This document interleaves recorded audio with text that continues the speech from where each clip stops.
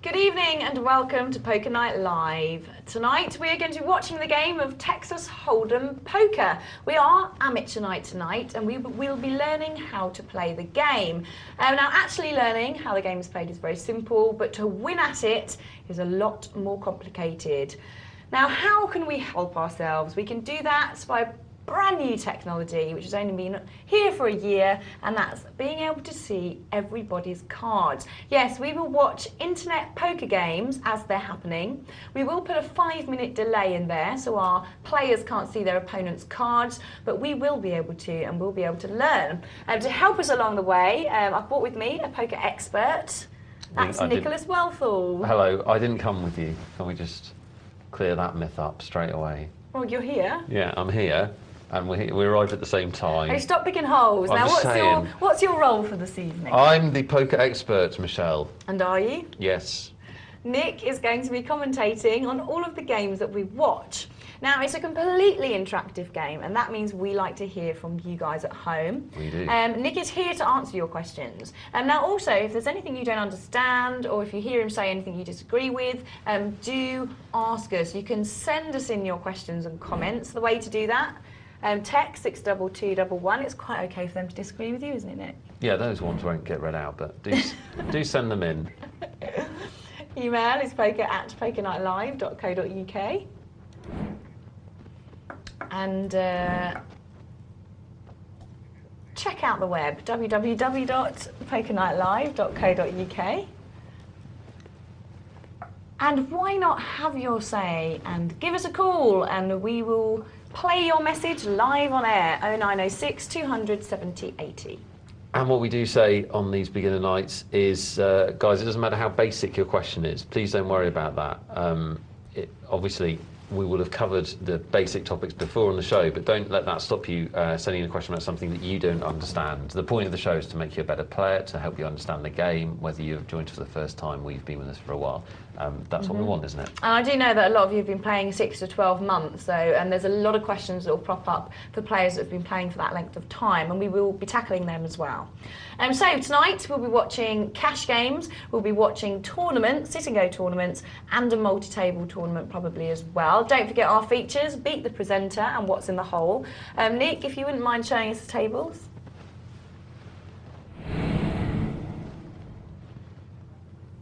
There's one. Do you like it? That's brilliant, Nick. I've got another one in blue in a minute. There's a $5 sit and go tournament, Michelle, for people with $5 who want 30 minutes of red hot poker fun. Okay.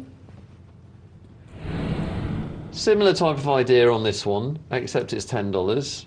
Okay. Early stages, everyone's still in. What about the next one? Also in blue, I've got for you a cash game. 25-50 cash game. Look at that. It's a cash game. All full up. And finally, in green, our multi-table tournament. Lime green. In lime green. It's our multi-table tournament, which we'll be dipping into throughout the night, and then we'll show you the final table, always the highlight of Poker Night Live, that final table. Very exciting stuff. And you can look forward to that in a couple of hours' time. So how have you been, Nick? Tremendously well. Have you been playing much poker? Bits and bobs, yes. How are we doing? But we're doing very well. We're doing very well. I enjoy it, win or lose, Michelle. Yeah? Yeah, well, I would enjoy Not it. true, is it? No, it's not. I'm a very bitter little man. But when I win, I enjoy it, yeah. No, I did. I did play at the weekend, and I played in the week. We had the Poker Night Live party. We did, the 1-year anniversary. Been alive for a year, thanks to you guys. Yeah. Where did you come in your tournaments? First, second, and fifth. Really? Yes. I come second, and fifth. Right, so I was better than you. By one. Yep. Better is And winners. I should have won that. I was. I had a Queen 10 suited, and he had something worse, and won. It's not perfect. It's not a perfect world, Michelle. I know. Who's playing Beat the Presenter tonight, by the way? Oh, I think it's me. Is it you? But maybe you could do it instead. We'll work on it. One of us will be playing Beat the Presenter. If you haven't seen the show before, you will have the opportunity to play against one of us on the internet. Yes. That's later on, next it'll be hour, isn't it? about 11, yeah. Cool. Okay, well, we're going to start with a $5 sit and go.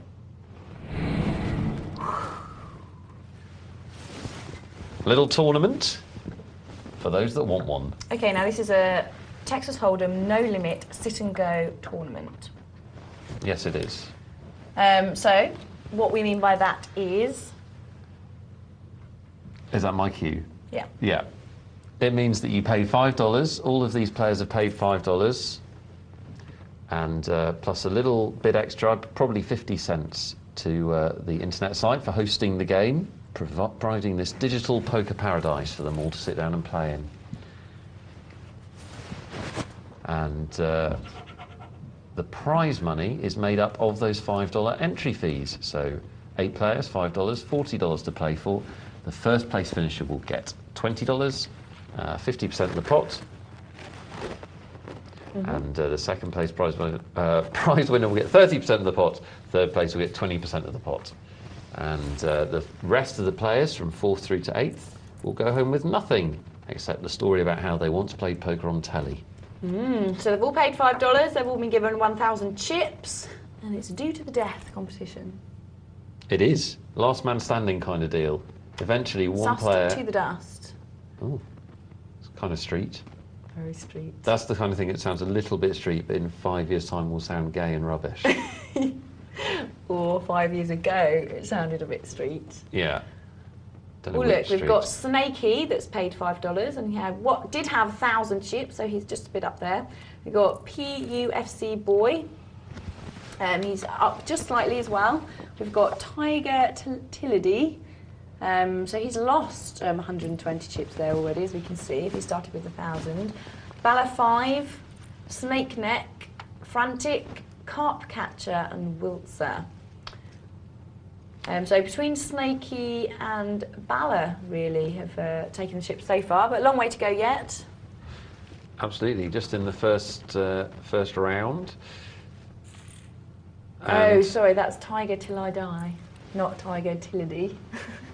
well, it's also Tiger Tillady. Yeah, that's fair enough. There's nothing inaccurate about what you're saying there, Michelle. Oh. Say what you see. You call it what you want. They can't stop you. Everyone starts with 1,000 chips. That's right. So somebody will end up with 8,000 chips. And they will win. And they will win. It's that simple. Now, the way that we make sure we get a result in about half an hour, 35 minutes, is that the blinds double every 10 hands. The blinds you can see indicated top middle of the screen, 10 and 20. And they're paid by the 2 players to the left of the dealer button, which moves around 1 space every hand. So the dealer button at the moment is with Carp Catcher. Wiltzer and Snakey have to pay the blinds 10 and 20. As I said, those blinds escalate, they double every 10 hands, and that means that we get a result in a fixed amount of time.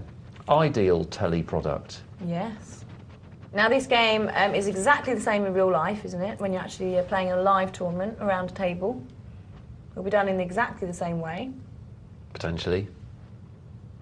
And to play one of these games, all you have to do is go to the area on the website that says tournaments, sit and go tournaments, and tables are being filled up all the time. So it might say at one particular table, 6 out of 8 players are seated, so you can go and click on a seat and sit down. And you just wait for the table to be full, and then the game starts. And it usually only takes a few minutes as well for the table to be full, so you're never really waiting that long. Unless you're playing the real high stakes games, in which case it can sometimes take longer to find people that want to come and sit with you and play.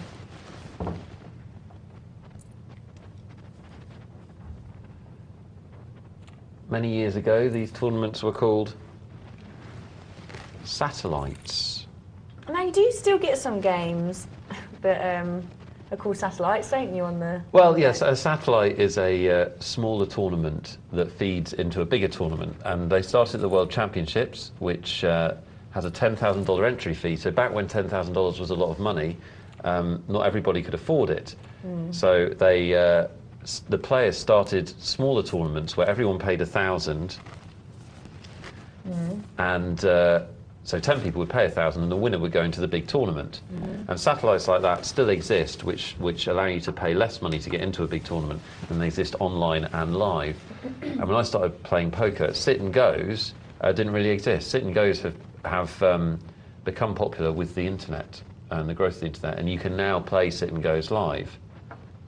So you can now play 10 table tournaments, that the only purpose of which is to win that tournament. And if anyone started playing poker, as I know many of you have in the last 2 years, you will only be familiar with sit and goes as self-contained tournaments, not these tournaments which be bigger tournaments. Yeah, there's a lot History. of the tournaments, exactly, there's a lot of tournaments you can play on the net, and you can just win a seat at something bigger, can't for something Yeah, bigger. exactly. Win your entry fee. And so a lot of work to do to work your way through.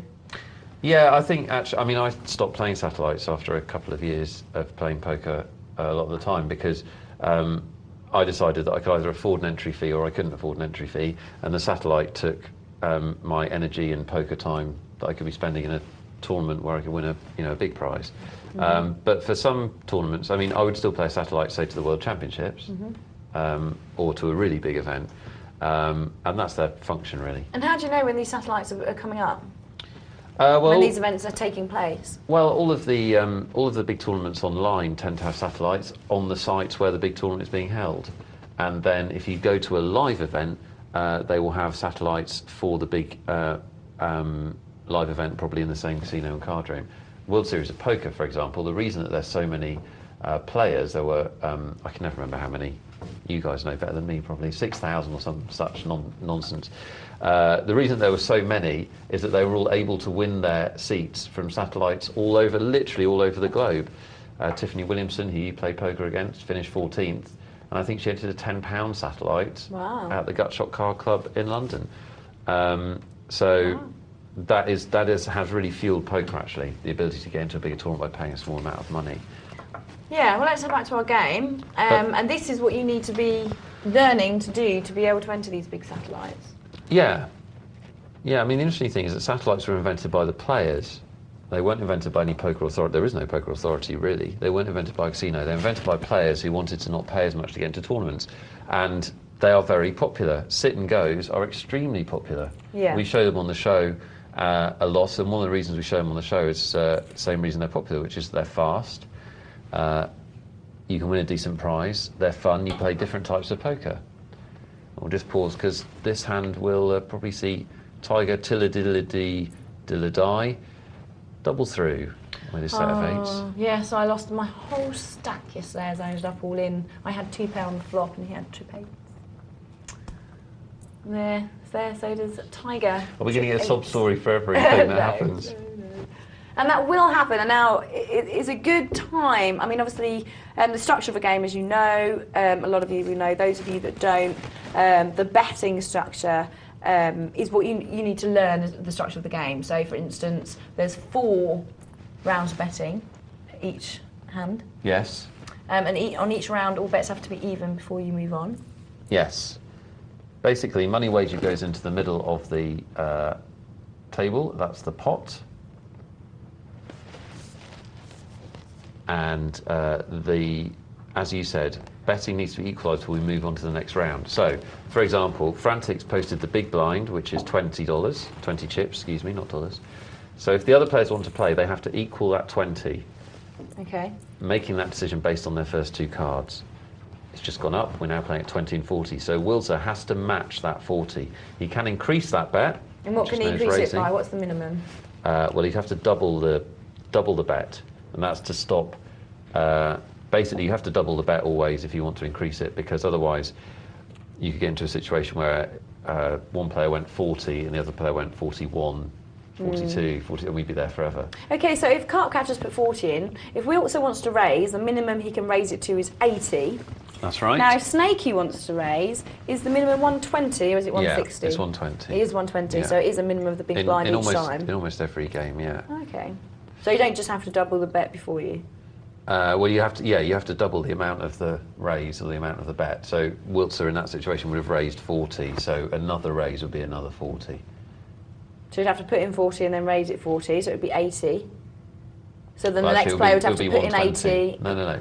His raise is 40, Wiltshire's raise is 40 to make it 80. Yeah. So Snakey has to double that raise, so his raise would be 40 again, he would have to make it 120. Right, and then if PUFC boy then wanted to raise again, he would have to put in 120. When is this going to end? And then another 40. When is this going to end? Is that right, though? This is getting silly. Is that right, though? Yeah, it would then be, it would then so be 160. 20, 40 plus 40 then plus 40 plus 40. 160. Yes. Nick, This it's is the worst important conversation stuff. I've ever been involved in, either on this show or elsewhere. Yeah, but it's confusing. And when people were sitting at home doing their own betting structures and No, playing that's their own fine. games, I'm happy to explain. You're here to answer I just think we went one player too far. So, see, I don't think so. All right. I think it was a perfect All run. right. Get your views in. Did we go too far? Did you understand what we're saying? One. Should we have stopped at snaky? Right, so we now know all bets have to be equal. Okay, now the flop comes down. Now it's the person to the left of the big dealer button that's always the first to act, isn't it? So in this round, if Carp Catcher was still in, he'd be the first to act. Now, actually, it goes all the way around to Tiger, so Tiger is the first to act. And after the flop, when they bet, they can choose to put in nothing, can't they? And that's called checking. That's called checking. If there hasn't been any action, if nobody's bet, then you can check. And that just simply means you stay in the hand. It's like, no, it's not like knocking in that other card game. If you check, you stay in the hand, but the action moves on past you. And if everybody checks, that's the same as the bet being equal. The bet's being equaled at nothing, if you want to look at it like that, and we move on to the next round. But you can only check if there hasn't been a bet before you. Right, so let's watch it here. We're now on the turn, which is the fourth card. Snaky, first act, is checked. Tiger's decided to bet, so the minimum bet is the big blind, which is 40. Snake Neck doesn't want to play, neither does Snaky. You have to look at your hand and decide, one, is this hand good enough for me to put money in? And two, how good is it and how much money am I prepared to put in? Yeah, poker is a game of decisions, basically. That's the way you need to look at it. Every time the action gets to use, it's got to Snake Neck, he's going to be faced with a decision. And if you don't want to make decisions, then bingo's probably more your cup of tea. Yeah. Because in poker, you're going to face them all the time. And what I always say when I teach people poker is, they're your chips, they're your cards, you can do whatever you like. That's the beauty of this game. There are ways that we'd recommend you play, there's advice you can give, but at the end of the day, if you want to shovel your chips in, then that's up to you. Yeah. So you have to take the power in this game, you have to make decisions, and you need to be an active player, not a passive player. Because as we'll talk about later in the night, this game is all about aggression and taking the lead. If you follow somebody else's lead, you'll find it very difficult to be a winning player. And we will be explaining that with particular hands, won't we? We will look at that, yeah. And Carp Catcher's taken the lead here with a pair of jacks, which is a strong opening hand, and is still in the lead. Did we explain, because I'm not really paying attention if I'm honest, Michelle, did we explain that it's the best 5-card hand from 7 cards? Well, no, we didn't actually. Okay. I'm sure most of you know this by now, but we also know that we have new viewers with us every night, especially on our amateur nights. So we'll take a quick time out to do this.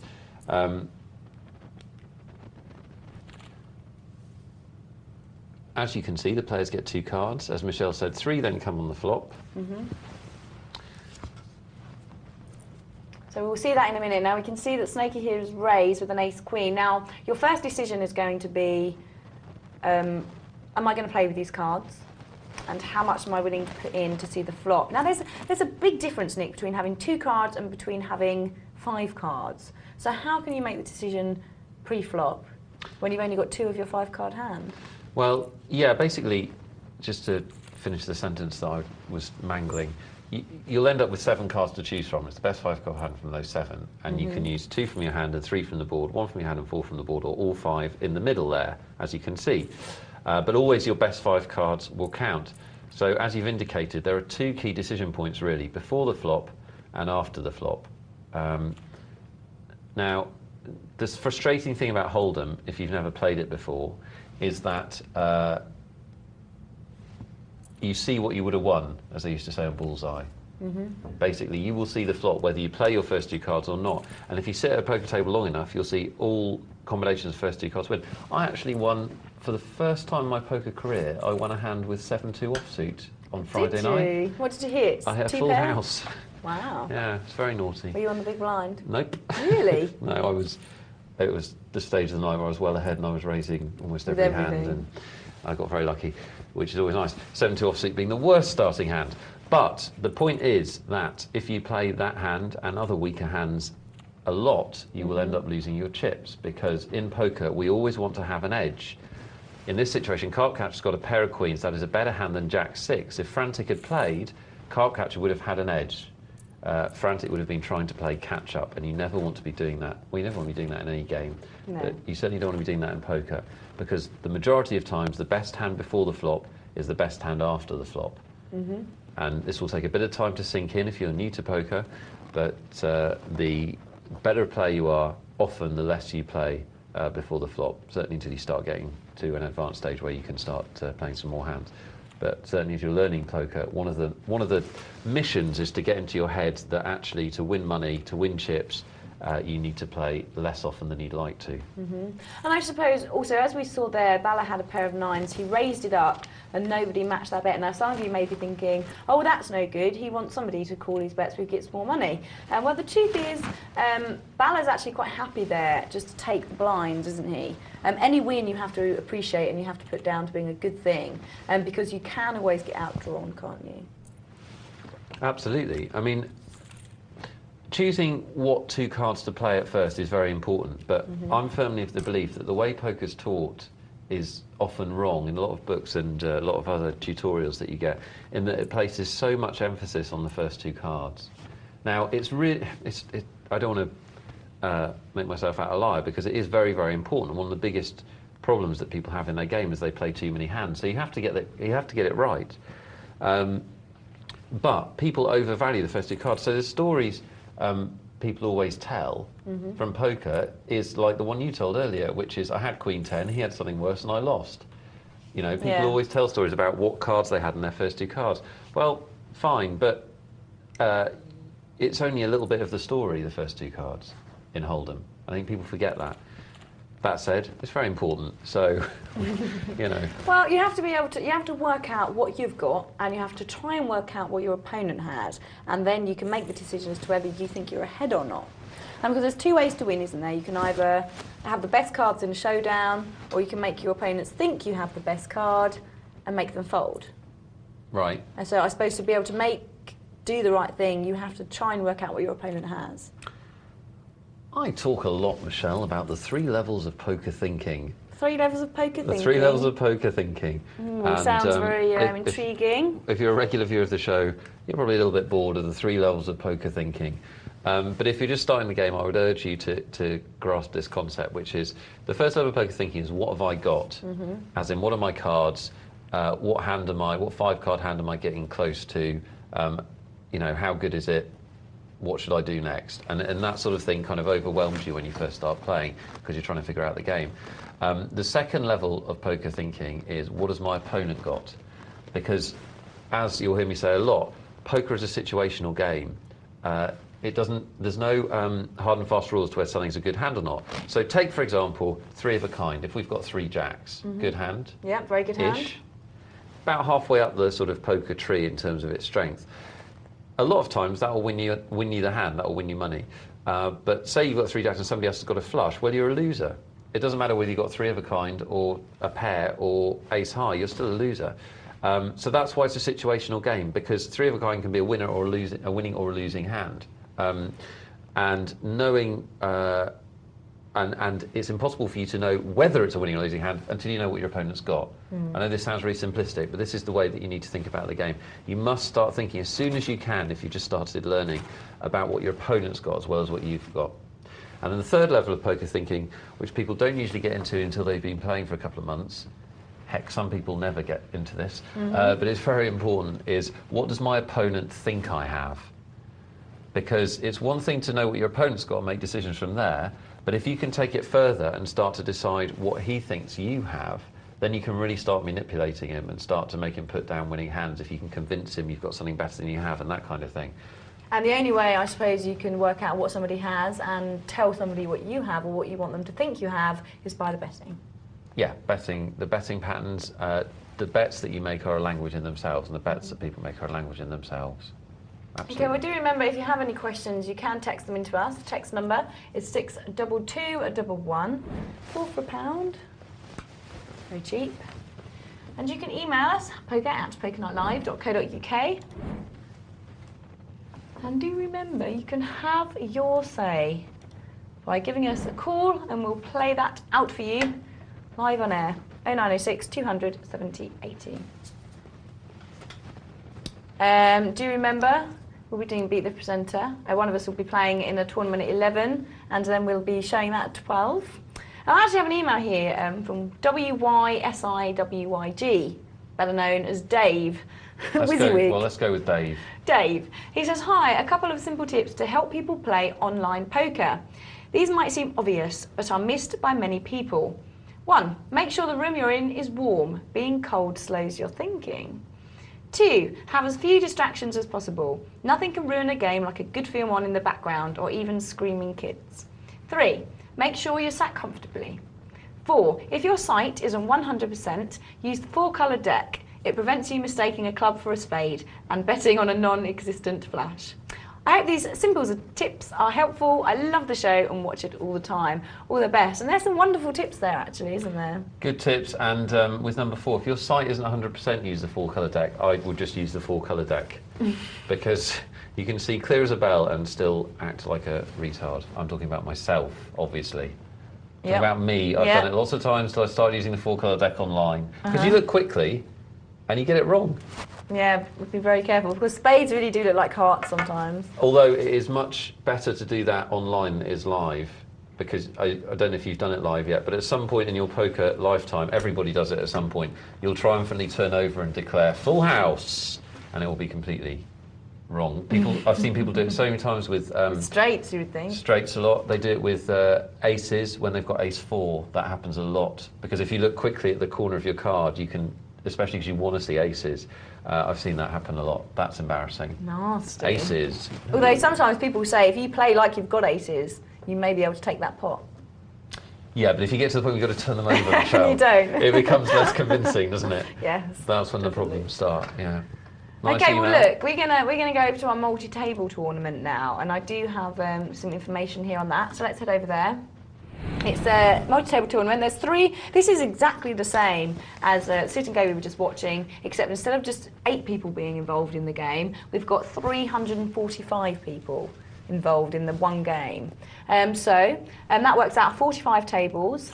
And now, as people are being knocked out, those tables are being condensed, and they try and keep the tables as even as possible. So our players will be automatically moved tables a lot. We're down to 140 players, Michelle. Wow, Already out of lost 345.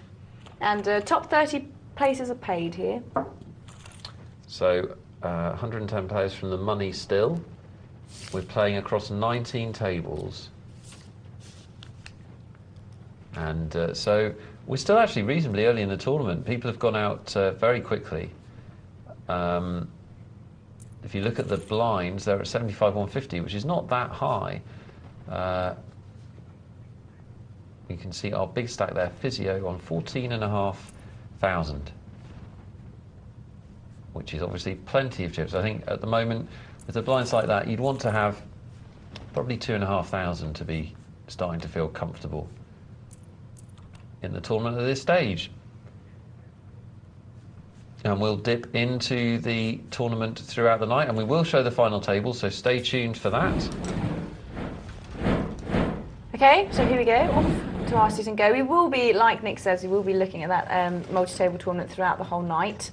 And we're back to our original Sit and Go tournament. You can see that player 4 has bust out, and Tiger is all in. He's only got 330 chips left.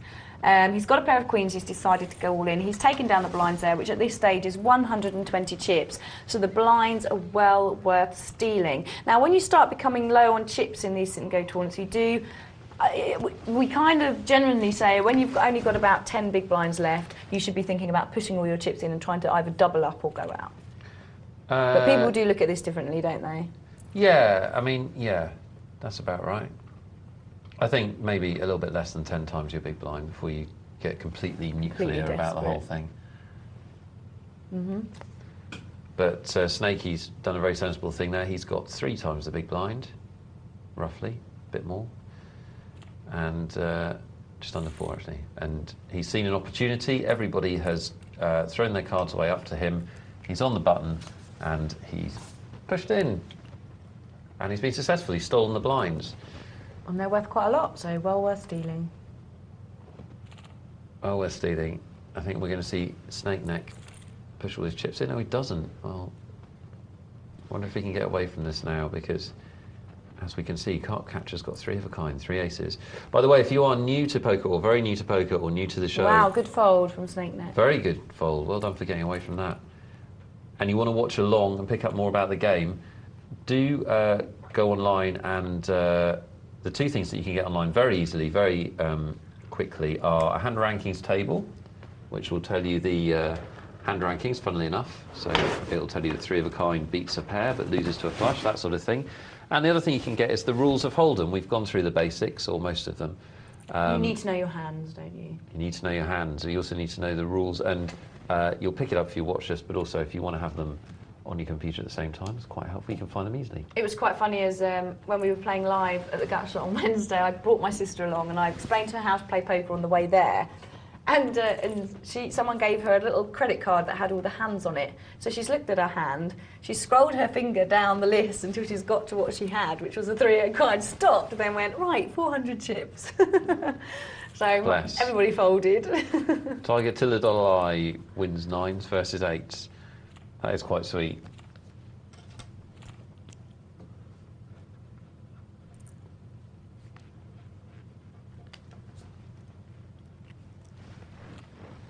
Ace Jack, Ace 10, very close. Obviously Card Catcher here is ahead. He's gone all in. Can Snake Neck get away from it? Well, he can't, and oh, that puts the seal on it. Card Catcher makes his 2 pair, and will lose Snake Neck. Well, Ace 10, it's okay, but you don't want to be going out with it unless you can really, unless you've got a really good reason. And I think maybe he could have folded pre-flop there. I'm not quite sure. I didn't see the amounts actually, to tell you the truth, but we've lost him, and we're down to 6 players. Reminding you that the 3 remaining players will share the prize pool. So 3 of these will be winners, and 3 won't. We have 6 players left. 2 have gone out. We can see that Card Catcher is doing very well here. Wiltzer has got some... oh, no, he's not doing too bad. It was a split pot there.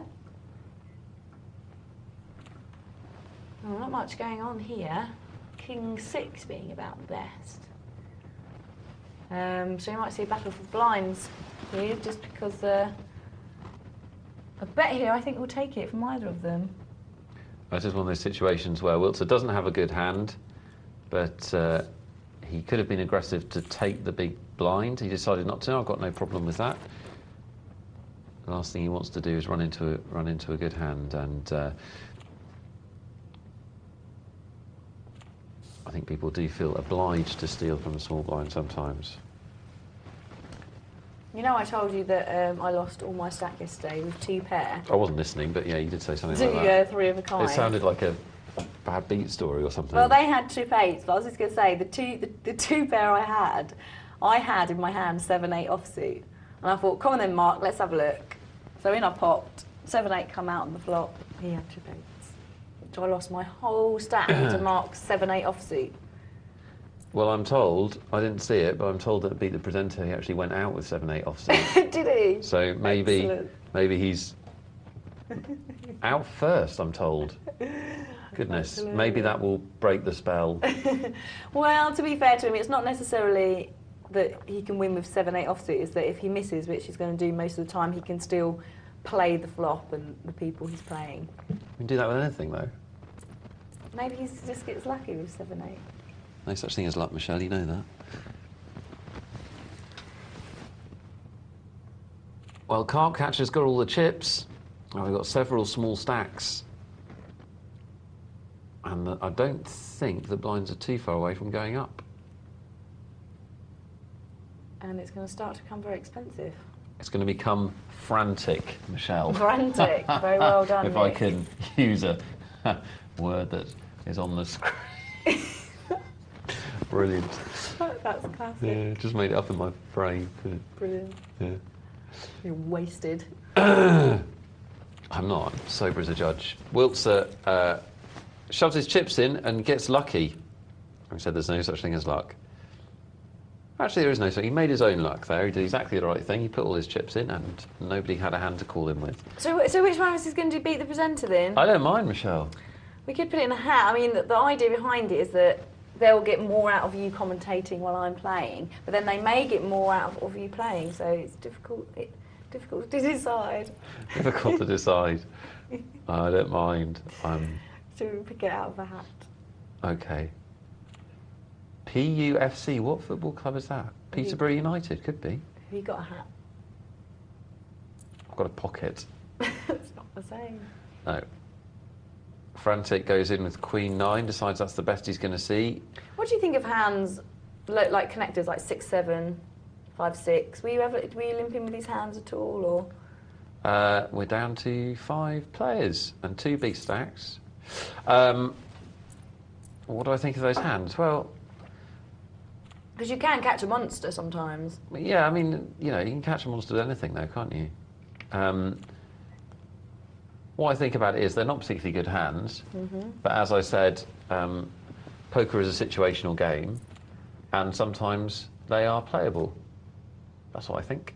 What do you do if you're sitting there in a game and you're in third position with 6-7? What do you do? Do you limp in or do you put it down? No, I throw it away. Throw it away. What about if you're in last position, late position? And nobody else has raised. No one's raised? Well, then I'd play it.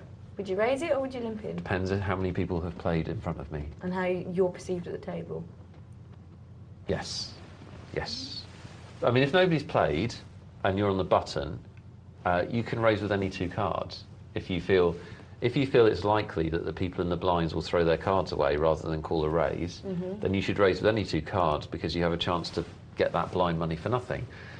If they're people that are likely to call a lot in the blinds, then you shouldn't play with weaker cards because, say you've got 6-7, well, they only need 10-4 and they've got a better hand than you. So you've got to base it on the people in the blinds and that kind of thing.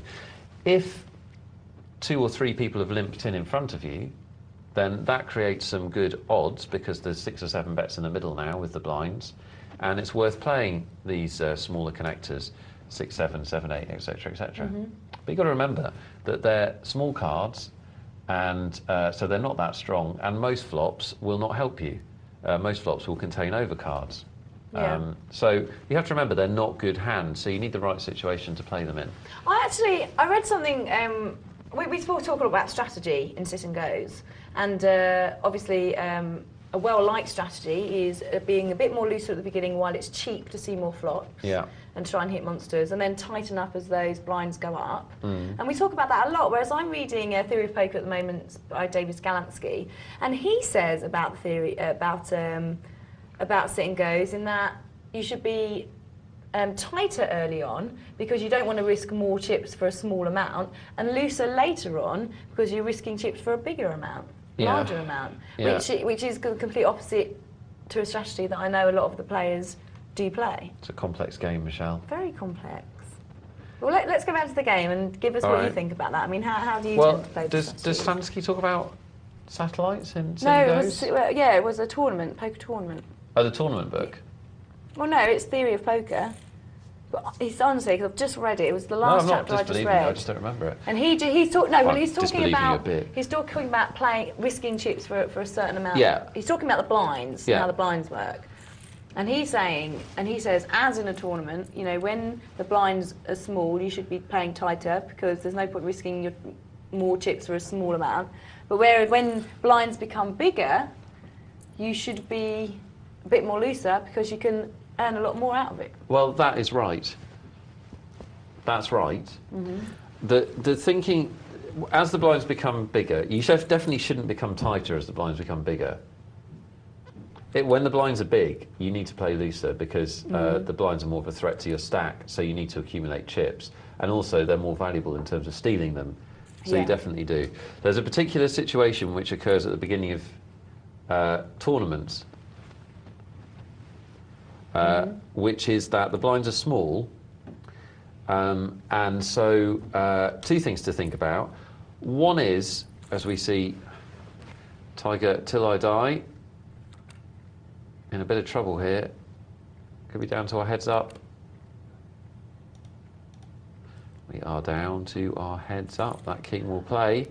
And as it's looked like, from quite a way out, Carpcatcher and PUFC Boy are going to play the heads up. They were the big stack sort of 3 or 4 players ago. Well done to them. So now we're in the heads up stage. Well, blinds are 326.40, so it is still quite expensive. So you will see these players pushing in. And in a heads up situation, you should be doing this quite a lot, shouldn't you? Pushing all in at this stage of the tournament. Yeah, it depends. It depends on the blinds. It depends on the blinds. I mean, the situation when the blinds are this big is that if it's very difficult to make a meaningful raise without going all in, without committing yourself to going all in. You can try double the big blind raise when the blinds are this big. That sometimes works, and you can get away from it. But yeah, you're not going too far wrong if you're moving all in a lot.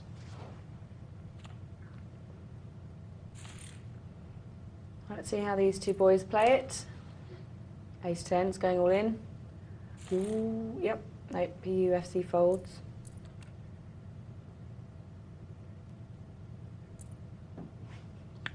Jack 9 all in.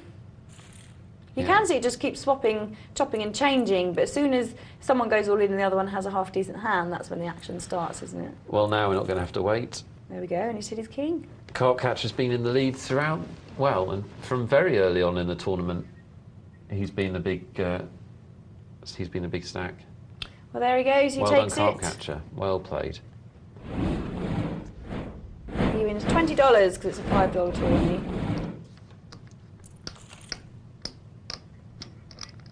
Okay, quick update on our multi-table tournament. We're down to 110 players, Michelle, would you believe? Oh, out of about 344. Exactly. And 14 tables. the blinds are 100 and 200, so I would suggest you need getting up to 3,000, maybe a few more chips to feel comfortable at this point. And the thing in multi-table tournaments, do get your emails in about them, poker@pokerlive.co.uk. I know a lot of you are starting to play them and enjoy them, so if you want any advice, let us know.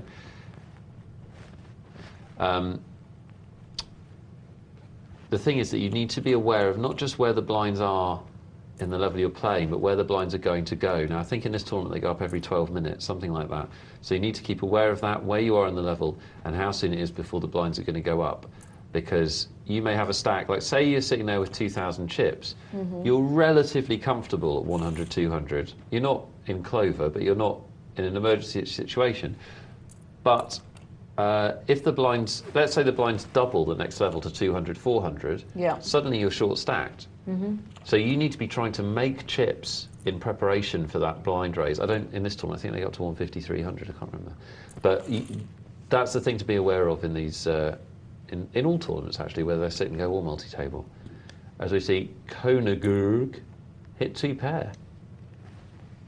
Nice flop for him.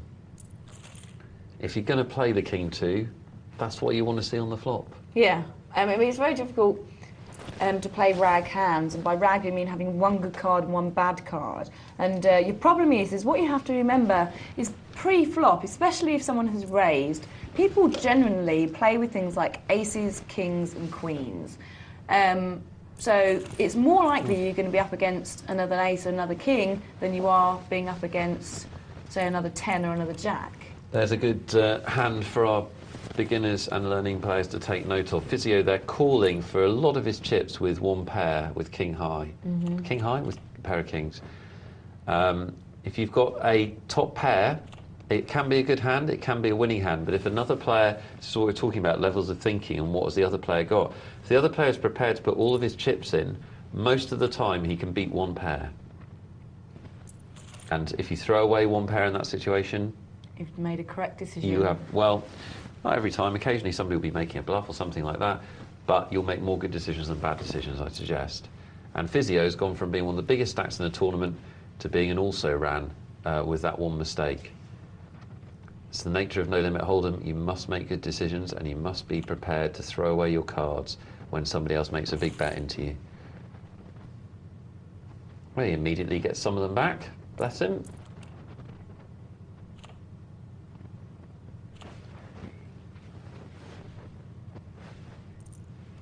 Pair of 5s for Physio this time. We've got an ace king out there, a big hand. Not a made hand. At the moment, Physio's hand is actually better than Connie's hand, isn't it? It is, yeah. But he don't. It is. The thing is that the 5s will play much worse after the flop than the ace king. Because the 5s have now got 2 overcards, and we can see that Connie has hit one of them. Yeah, Connie's hit one of them. But even if Connie hadn't, even if there was a queen instead of that king, you'd still rather have the ace king after the flop. Now that might seem confusing because Physio's still actually ahead with a pair. The thing is, put yourself in his position. He's got 2 5s. Connie Ergs made a raise before the flop. There's now a queen and a 9 on the flop. It's impossible for him to know whether his 5s are ahead or not. So that's why small pairs are not great hands and often overestimated by beginning players. Okay, well, we've come over to another one of the other tables in play. Queenie with his ace-10 suited. Tep with not much at all. I mean, heads up, you can start playing worse cards, can't you? Than if there's 4 or 5 people still in play. Well, the principle is that the fewer the players in the game, the less good cards you need to play. And the reason for that principle is, very simply, the fewer the hands that are dealt out, the lower the chances of a good hand coming out, statistically. The other thing is that the blinds come around more often the fewer players you have. And so they're more of a, your money is in jeopardy more often, so you have to defend against those blinds. And they will erode your stack, so you have to try and win them more. We've got a bit of action here. Dead man's all in with the ladies. Wigan boy should throw his hand away, and he does.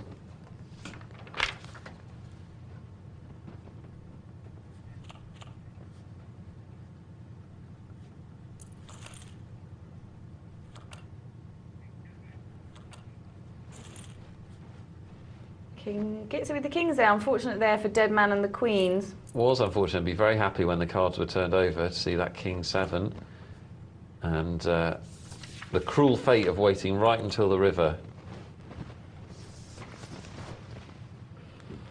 Ooh, pair of 3s here. Is he going to try and limp, or decide not to bother, or even try and take it with a raise? Yes, he's gone all in. A huge move for a pair of 3s there. Yeah, he's decided to gamble with the hand. I don't know why he decided to do that. He's going to pick up the blinds. The problem with that kind of move, which players make in tournaments a lot, is that the only time he gets called is when he's in a lot of trouble.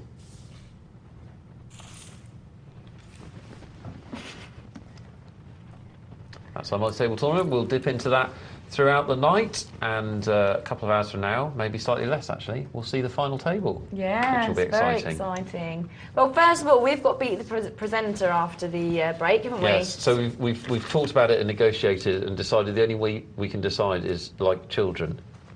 Yeah, and I'm going to shuffle these because I don't want any cheating.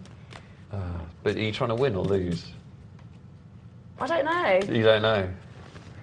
All right, okay, basically, one of us is going to be playing in a tournament. Yeah. Are you right with that? There's nothing wrong with my shuffling. I think they're probably shuffled down, Michelle, to be honest. We're just cutting so high cards. card plays the tournament. Yeah. All right. Is ace high or low? High. Okay. Go on then.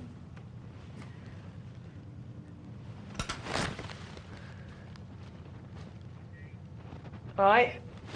Yeah, let's have a look. I've got an ace! You win, so you wanted to win. I win. Well, I don't know, do you want to do best out of 3? You just wanted to win that. No, this is a TV programme. Crikey. It's supposed to be entertaining, Michelle. Right, well, you're playing Beat the Presenter. It's not even necessarily playing, it's just winning anything I like. Well, and I just won that. She's going to try and win a tournament after the break. So if you want to play or watch, you can get online and do that. Yes, you can. Well, we're actually speaking to Paul Chung from Inside Edge magazine next. And then Nick and I will be back after that.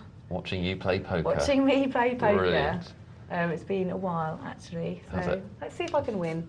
Okay, so don't go anywhere, and we'll see you soon.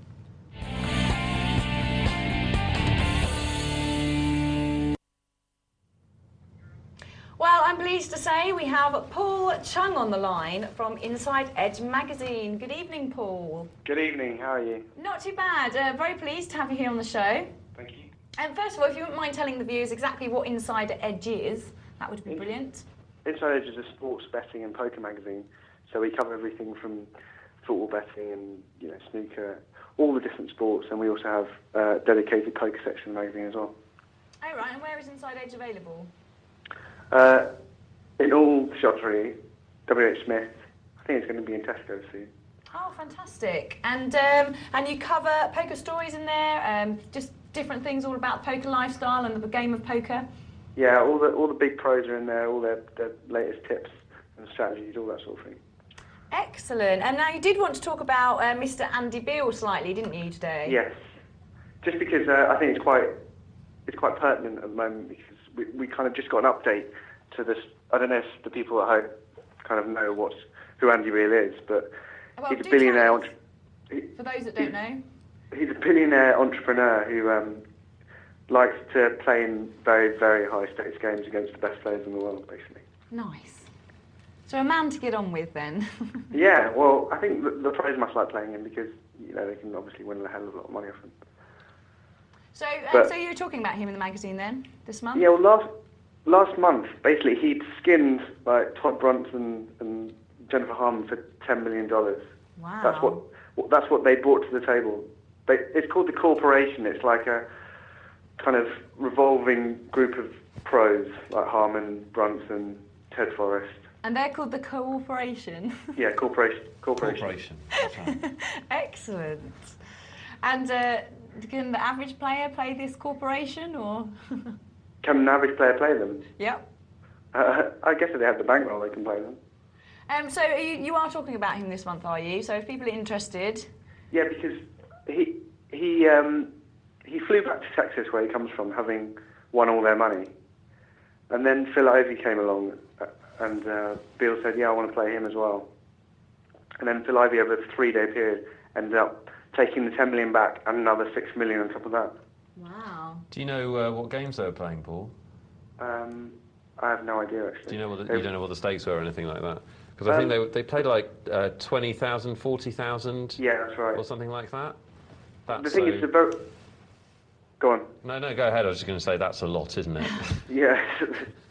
Massive pots, obviously, and it's quite difficult sometimes to get information because it's a very, very private game. There's no cameras allowed and stuff like that. Hmm. Oh right, so you can't actually watch it. You can watch it, but you can't take photos of them because it's just like any other, cash game in a casino. And it's not televised. No. But they can't have it in private. That's illegal, of course. Oh yes. yes. Yeah, in Nevada. So that has to be in public, doesn't it? But obviously they can't. Obviously, you'd have to be there. Yeah. Yeah. So do they play cash games or tournaments? Cash games. So it is cash games. So we're seeing a lot of money changing hands between these people. Was I think to anyone else it'd be alien amounts of money, but to them it's probably just throwaway. Wow, do you reckon they'll let me in on it next time? Yeah, that's nice, I think. Once you've married your billionaire, Michelle, I'm sure they will. Yeah. So what else have you got going on in the magazine this month, Paul? Well, we've got a big interview with Devilfish. That was what I mentioned last week. Sorry. Brilliant. He was on the show actually last week. Yeah, I heard. Did you meet him? I did, yes. He was quite a chap, I have to say. Quite a chap. Yeah, he was a bit of a giggle. I did enjoy getting on with him. He was very, stone-faced, and I think he's quite a character. I can see why he does well at the poker table. Yeah, he's good for the game, I think. Yeah, and a lot of people look up to him as a very, very good player as well. I mean, do people look up to Andy Beale? Is he known as being a very good player? I think he's come along a lot over the last 2 years. He's got quite a big fan club, apparently, now. I wonder why, with all that cash. Yeah. Michelle would like his email address. Oh, Paul, I if you would have it. not. Well. I am not materialistic, Nick. Look, well, Paul, we're going to have to leave it there for the moment, but you will be back shortly to talk a bit more about the magazine and a couple other things as well, won't you? Yeah. Excellent. Well, we'll leave it there for Paul now. We are heading over to a break. So don't go anywhere, and when we return we will be doing some more cash games tournaments, some multi-table tournaments, and we'll be talking to Paul a bit later on as well. See you, Paul. Cheers. Bye. Good evening, welcome back to Poker Night Live. It's that time of the evening where we're playing Beat the Presenter. Nick is going to play. Yes, we actually had an email about the rules of card cutting to settle disputes. apparently the British Association. Ace is low, it turns out. Ace is so low, I actually won the lost. card cut, or lost, depending on how you want to look at it. So we decided to abide by the rules of card cutting. We did. We take our cards very seriously. Bloody seriously. And Nick is going to play. Now, don't worry, for those of you that have been watching the show, I will be letting you know what's going on the tables while he's playing. And you can do 2 things at once, or can you? You're a man. What? Can you do 2 things at once? Sorry, I was busy with the Right, poker. fair enough. Right, well, do remember, if you have any questions, I can hear you clicking, trying to get a seat. If you have any questions or comments on anything you see, do text us, 62211. No, you actually have to click on a seat, Nick. You don't just click randomly. All right. Or you can email My us, first time on an internet poker site, Michelle, to be fair. poker@pokernightlive.co.uk. What are you doing? That's the wrong screen. Right, I don't need a backseat driver, all right? And why not have your say? 0906 200 70 80. Oh, we'll have to go look at mine in a minute, because my bank was quite high, I think. I think somebody's been playing on my account. Yeah. I don't recall spending that. I've actually won the most money. Have you? Yeah, I did win $72 in a $30 It's all right, isn't it? Brilliant. So can I play on your account? No. Oh. Right. We're going to start That's off. me in the $2 game then, apparently. Right, while Nick is playing in his tournament, we are going to go to a 25-50 cent cash game. So let's head over there. Are you all right there? No. Oh dear. Do you want to commentate while I do it? What? I'll do it, it'll be fine. I'm just not on the table yet. Right, okay. We're watching, do what I said, just start clicking before There's it's finished. $17 in my account. How am I supposed to play poker with $17? Oh, we all started with 50s. How come you've lost so I much? don't know, I only played once. You must have lost. Can you get off my mouse, please? No, look, I'm just Seriously, showing I don't you. like. Oh, no. I don't like a girl I don't know touching my mouse. Click on that one, there Can you you go. Wait for commentate- it to finish please and then just commentate start on the clicking game. as soon as it comes. Right, this is a cash game. It's 25-50 cent. First of all, let's have a look who's playing. We have Cat Attack. We have Daz, 1968. Mojans, 74. Snap It, Born to Fish. Emo Emu, Johan Harron, and M. Cosgrove as well at the top. Now, we haven't watched the cash game yet, so this is our first one. Now, the game of poker is exactly the same, Texas Hold'em, no limit. The structure of the game is exactly the same. The difference is that the blinds do not go up. The blinds will always stay the same in a cash game, and you can come and please as you will. So you find a table that you like and pick a seat and sit down. Now, if all the tables are full, you just wait for somebody to leave, but usually there's plenty of tables in any site that you're playing on, so you should always be able to get yourself a seat. Now, choosing what cash game to sit down on depends how far along you are. I've been playing now for 7-8 months, and I play on the 15-25 cent cash games. Now, it does depend on your bankroll. If you've only got $20 in your account, you don't want to be sitting down at a 25-50 cent table because it's going to cost you a lot more than that. I think they usually say you should have 1,000. Is it 1,000 times the big blind, Nick? Just to interrupt. For your bankroll when you're thinking about which cash game to sit down at? Well, it's a vexed question, Michelle. Is it? Yeah, it really is. I don't know. I think what would that give you? 1,000 times would give you. Or no, sorry, 1,000 times the buy-in. Is it? No, the big blind. Oh, it is the big blind. But it would be more than that probably. I mean, You have to not line worry is, about losing that amount, don't you? It's very difficult because the bottom line is, and I think a lot of guff has talked about this. You need, if you're going to play no limit regularly, you need a lot of money.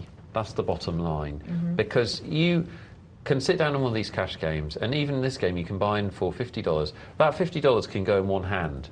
Now, let's say you have a hand where you have a set, you have 3 of a kind on the flop, and somebody has a flush draw against your 3 of a kind. You have to put your money in that situation, and if they're prepared to call you, they've made a mistake. But they can still win the hand. They're 2-1 or a bit worse to win the hand. So that's your bankroll gone in one hand, in one hit. Yeah. Now that can happen 4, 5, 6 times in a row without you doing anything wrong. It can actually happen more than that in a row, to be honest, without you doing anything wrong. So I think you need I don't know. I would even hesitate to put a number on it. But you probably, I've heard people even on this show and in the world of poker talk about having 20 buy-ins for a no limit game. I don't think that's enough. I think you need something like 40 or 50 buy-ins. Okay. If you're going to play, if you're talking about having a bankroll which allows you to play often in a no limit game, and you're serious about playing and you want to play a lot, you just need a lot more of a bankroll than people think, because you know you can get through a lot of money without doing anything wrong. Limit's a bit more forgiving. Limit. Yeah. Well, in these particular cash games, when you're choosing your buy-in as well, the minimum amount you can sit down with is 10 times the big blind. So in this case, £5. And the maximum amount you can sit down with is 100 times the big blind. So in this case, $50, sorry, $10, $5 and $50. And so let's, for instance, assume Snap-It has sat down with $50. He's actually up, he's doing very well. He may have sat down with less than that. Let's assume Born to Fish has sat down with $50. It means he's down to $26, but he may have come in with 10, so he might be doing very well. But you choose which amount you want to sit down with, and you just click on sit down. And then you can either wait for the big blind to come around before you start playing, or if you want to play straight away, then you do have to post the big blind before it's your turn too. So we can see here that at the moment Mogans is on the small blind, Snap It on the big blinds. These blinds won't go up, they won't increase. They will stay as they are. Let's see who wants to play here. Now Born to Fish, Mogans, Snap It, Born to Fish are all in early position here. Jossie, Johan Harron, Mo Cosgrove we would call middle position. Cat Attack and Daz are in late position. Daz is in the best position here. He's on the dealer button. He's hit an ace, brilliant. So is Cosgrove. Now I was talking about this to you earlier, and we were talking about rag aces. Now Daz has hit 2 pair with his, but let's say he hadn't, they'd both hit that ace. Cosgrove has to worry, because even though he does have top pair, it is a rag, and someone else could easily have an ace with a better kicker that's beating him. Now, as we can see, Daz does actually have 2 pair. So Cosgrove is well beaten. We'll have a look here at what people make on the flop. Have a look at what, seeing what hands. Now, this is something you need to do yourself as well at home. It's very important if you are just starting to play the game of poker. You need to be able to quickly work out what you have, what your 5-card hand is. And it might sound silly, but it's very easy to miss. If you're sitting there with a straight and you don't know it, you're going to lose a lot of chips or not make as many chips as you could have.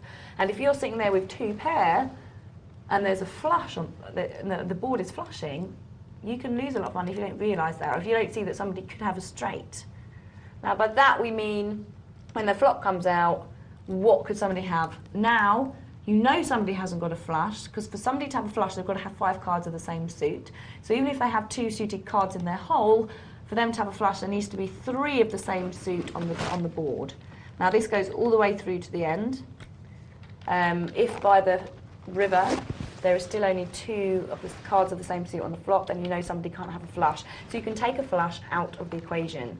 You know that somebody isn't beating you with a flush. Now, if the board isn't paired, by that I mean there isn't 2 of the same suit on the board. Let's say there's not 2 8s on the board, or there's 2 10s on the board. If there isn't a pair on the board, you know that somebody can't have a full house.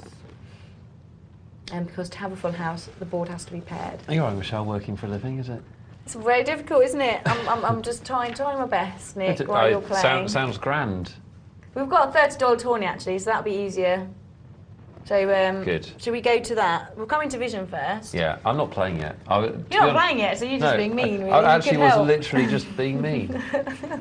Thanks very much. No, it's a pleasure.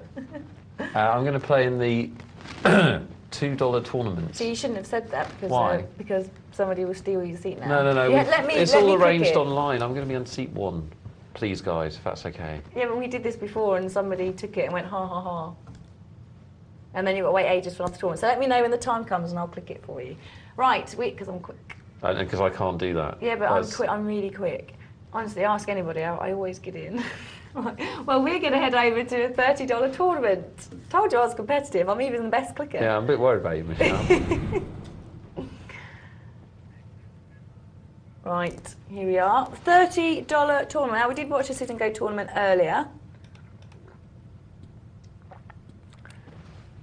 $2 tournament earlier, I think it was. No, it was a $5 tournament we watched earlier. So this one is for higher stakes. $30.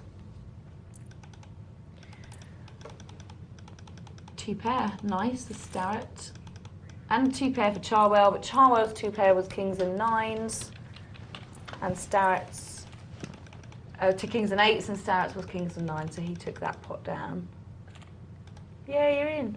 Well done. I'm in the $10. For those don't say anything, those because that we don't want to watch. ruin it when we watch it at midnight. Yeah, but they can watch online if they like. Yes, they can. I'm playing in the $10. Thanks for everyone that made it possible. Well, you concentrate now, and you try and win it. All right?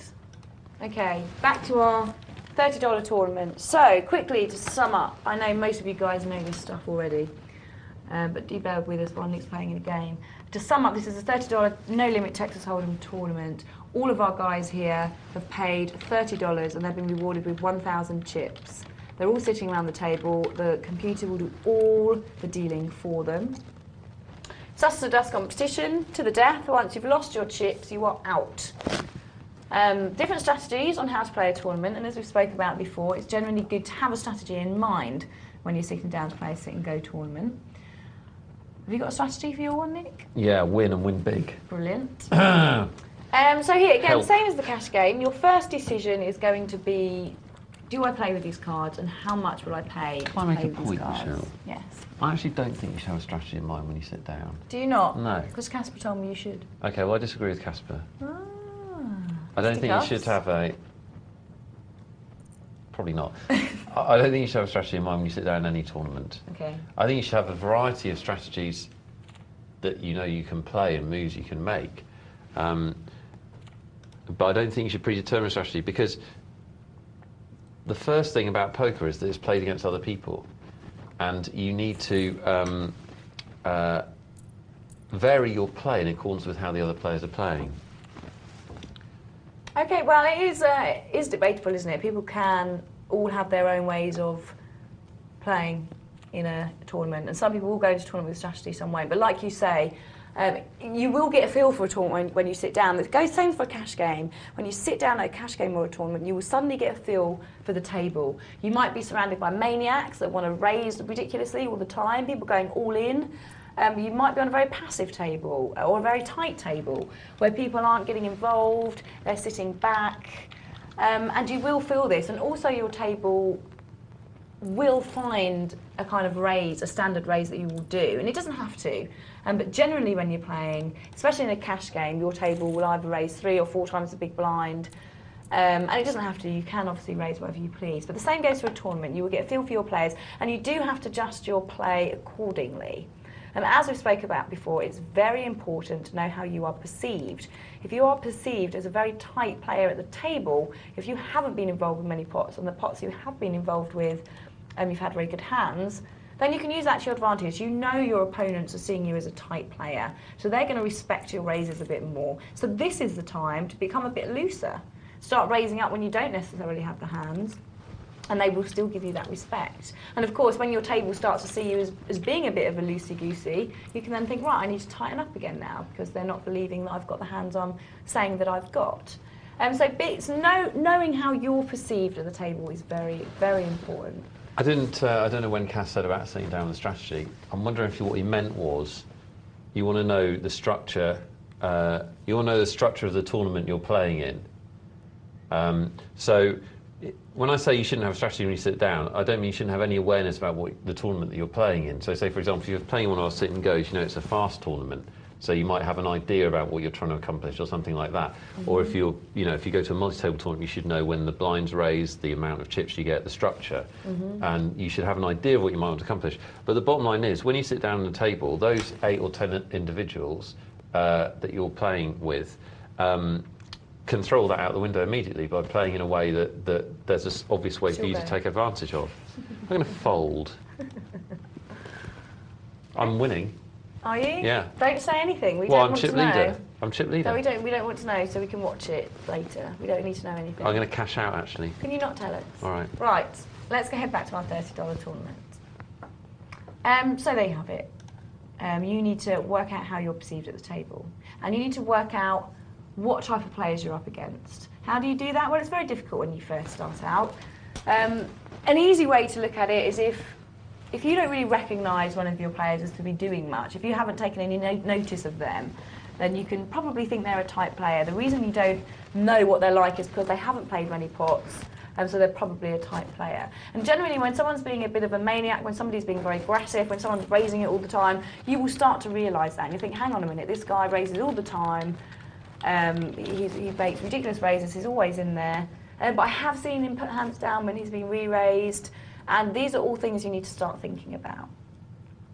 Here we have top pair for Sketchism. So he looks at that flop and thinks, like, there's no flop there, there's no straight there at the moment, but he could be drawing to a straight. Now he's thinking, my opponent could have a straight now, they could have a queen and a jack, which would give them 10 jack, queen, king, ace.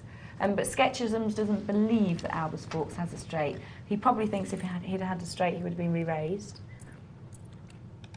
And you need to be doing this all the way through to the river, working out when each new card comes out, what does this mean?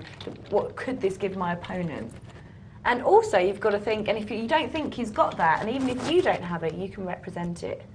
Sketchism hits middle pair here, but Albus Fawkes only has a 4-5. Albus Fawkes doesn't have a hand at the moment at all. He has a queen high with a jack, an 8, a 7 and a 5. He now has a pair of queens, and he won't pay out any money. Sketchism puts in the bets, but he won't get paid because Albus Fawkes doesn't have a hand. There is no point saying in if you don't have anything. Get out of there. So blinds are 10-20 at the moment. We're in the first stages of our sit and go tournament. No limit. So that big blind bet has to be matched by everybody before we can see the flop. Now Sketchism's come here. We've got the blinds against each other. Now bear in mind the blinds are forced bets. These guys could have anything in their hands. They're both going to be wary of the other one. Starrett here has managed to hit 2 pair, but will he be able to get any chips out of Sketchism's? I doubt it, because Sketchism's has nothing. So Starrett here is just checking. You might think, why is he checking? He's got 2 pair. He's trying to get Sketchism's to bet at him. He wants Sketchism's to think, Starrett doesn't have anything, so I'm going to make a pop at the pot and try and steal it, and then obviously Starrett can re-raise him. Now here Starrett's thought, hang on a minute, there's 2 clubs on the board. If I give him another free card, there's always the possibility that he could catch a flush. I'll put in a bet and see if I can find out where I am. And of course Sketchism's couldn't call because he didn't have a hand at all. Blinds have gone up to 20-40. Pair of 7s there for Charwell, decides not to raise, and that's fair enough. He's not in position here. And the reason this becomes very important is because if Charwell was sitting in Sketchism's seat right now and everybody just put in a little 40, he could think, well, I don't think anyone's got a huge hand, I can raise this right up and try and take the pot. But where Charwell's sitting now, to hit a 7, which is very good, but where Charwell's sitting now, if he tries that raise, if he tries that huge raise, he doesn't know what the people behind him will do. For all he knows, Albus Fawkes is sitting there with aces, he makes a huge play for the pot, and then he could get called all in, and then he could get re-raised by Albus Fawkes all in, and then he has to put his 7s down. So the reason he only limped in with these 7s there is because he doesn't know what people are going to do behind him, and he doesn't want to make a play for the pot if someone's sitting there with a big pair. What you're saying is very important, I think, Michelle, and I think... I hope correct.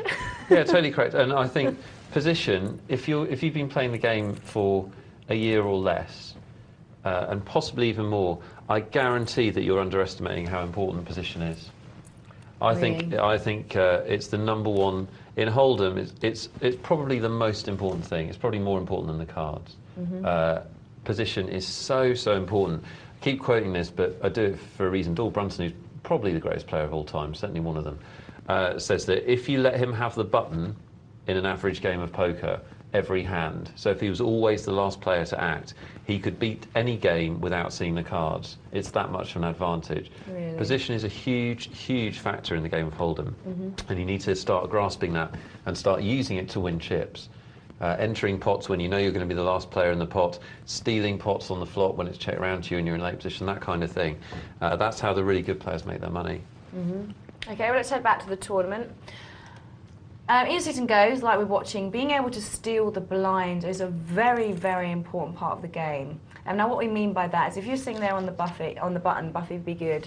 If everybody folds round to him, so if Albus Forks, Nap Hands, FKA's there, Sketchums and Starrett all fold, you're up against the blinds. So now Charwell is up against the blinds. Now bear in mind they're forced bets. It's very likely that neither of them has a big hand. Now they could have a big hand, but because they're forced bets, they don't necessarily have anything in their hand. So Charwell here can make a raise, he decides not to, but in that position, and even with that hand, he can definitely make a play. Now if the blinds don't have anything, they're going to fold to your raise. And most of the time the blind won't necessarily have a good hand. Now if you try and make that steal, which may be 3 or 4 times the big blind bet, so a 120 bet from Charwell would have stolen them blinds, brilliant. Now, if they do have something and they re-raise you or call you, then you can say, fair enough, I've been caught out. I tried to steal the blinds, it didn't work. Now, sometimes when you're making a pop at people's blinds, they're going to re-raise you with nothing because they think, I don't put him on a big hand, I think he's trying to steal my blinds. I'm going to re-raise him with not much. And then sometimes the dealer button will fold to a re-raise if they're trying to steal your blinds. But it is ballsy play. Because for all you know, they are sitting there with half a good hand, with a pair of 10s or something, and they will call the re-raise. But it is a big part of the game, and everybody does it. Especially when the blinds start becoming larger in a sit and go tournament. They're well worth stealing. And if the blinds have nothing, you can't call. Although some people will. Some people will protect their blinds, and they won't let you try and steal them. Okay, here, pair of 10s. So a raise here. 4 times the big blind, 160. It's going badly, Michelle. Oh dear. I don't want to give anything away, but it's going badly. Can you not give anything away, right. please? Okay. Thank you. You're still playing at the moment, so we'll just wait and see what happens. You can still do it, Nick. We're all behind you. Well, look, we're gonna have some action here. That's Starrett a good flop, isn't it? Not only has an overpair, but he has 2 pair. Sketchisms has hit his 2. Now he's in there with the ace. It's actually better for Sketchisms to hit his 2 than it is his ace because he has the best kicker with his 2. He's going to be all in. Luckily for Starrett, it's only going to end up costing him 450 because that's all Sketchisms has in front of him. And you can only win off another player what they have in front of them. Starrett now has 790 chips, so he can only win 790 chips off all the other players. So go Sketchisms there. Nice pot for him. That's now put him into 2nd place. Blinds are still only 20-40, so there's lots of play here. Now you will see people that make big moves in the early stages of a tournament. You'll see people going all in. Now the argument is, should you call an all-in bet in the early stages of the tournament, even if you do have a big hand like kings or queens? It's a difficult one. There has been a lot of argument about it, as in, if somebody's going all in the early stages of a tournament, it's probably because they've got a big hand like aces or kings. So unless you have it... It depends on the tournament a lot, Michelle, really. Mm-hmm. In one of these one-table sit-and-goes, you can't really afford to fold a hand like kings or queens. No. Because it's such a good chance to double up.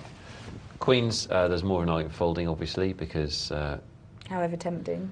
They're in trouble unless... They're in trouble against kings, they're in trouble against aces, and they're 50-50. Bit better than that against ace-king. In a bigger tournament, you could make a argument for folding because there's still so much play to be had. So much play to be had. If you believe that you have a positive expectation in the tournament and it's better than the positive expectation in the hand, you may not want to gamble for all your chips that early on. But which is fair enough as well. That's right. But in one of these one tables, you don't have that luxury of time. So. Sometimes it's easier to double up, which will put you in good stead for the rest of the tournament. Yeah, I still don't believe you should be doing it with ace-king, though. I don't think you should go broke with ace-king in the first 2 rounds. Well, the blinds are at 20-40. £100 bet from Nap Hands. It's been called by Ryu there. And interestingly, nobody's hit anything. Now, Nap Hands, because he was the raiser pre-flop, and then because Ryu has checked to him on the flop, he thinks, I showed strength pre-flop, I've been checked to on the flop, even though I haven't hit it, I'm now going to show strength again. And that aggressive play won him the pot. Now, generally, if you have raised pre-flop, people are going to think you have high cards, a big hand. Therefore, if they don't hit anything and check on the flop, you need to be raising there. You need to be aggressive. Now sometimes they will check to you if they have got a hand because you've raised pre-flop. They're going to know that you're probably going to make a pop at it. So they'll check, hoping that you'll put in a bet, therefore they can get more chips from you. Cheeky things that some people do in the game of poker. Here, Starrick gets a free ride. He gets his 40 back and the 20 from Sketchisms.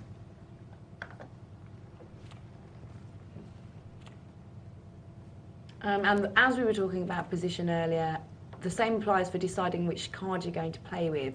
Now, there's certain hands that you would play with, like King Jack. King Jack you'll play with on the button. You may not play it in first position because you're first to act and you can't get any information. When you're Sketchisms, and King Jack would have been a big enough hand for me there to try and steal the blinds, but Sketchisms wanted to put it down, which is fine. But you will play lesser hands on the button because you're last to act, so you get a lot of information from your opponents. You get to see their betting patterns and what you think they might have before you have to make a decision.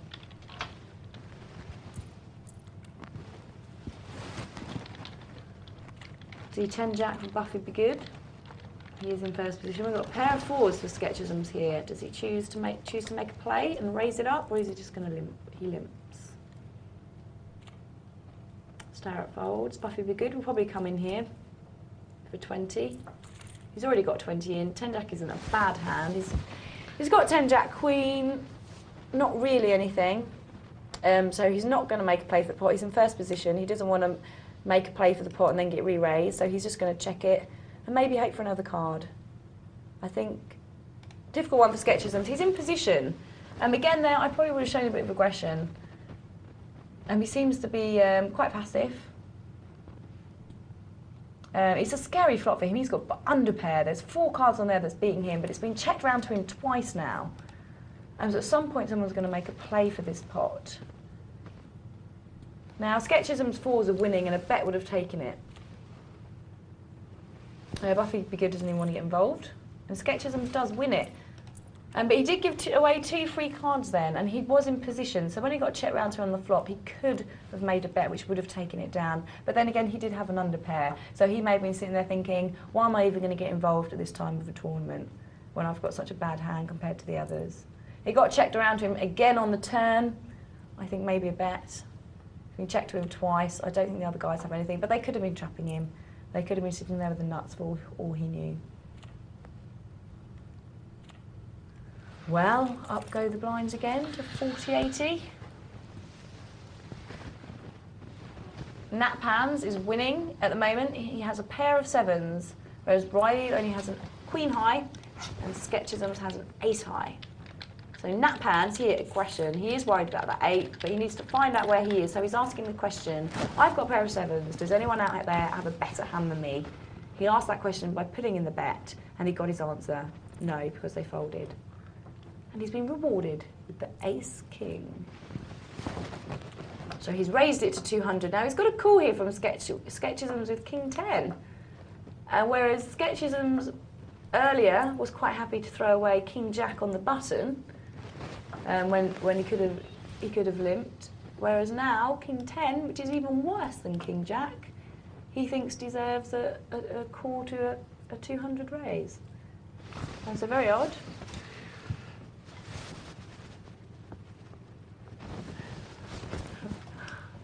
Ace 9 there for Ryo, king 10, ace king. Oh, now this is interesting because Ryo has hit his 9, so even the ace won't save Nat Pans now. It's the best card that Ryo could have hit. I mean, 8, 9, 10, jack, queen, Sketchisms gets his straight. Jack, queen, king, ace, a 10 will give it to Nat Pans, doesn't come.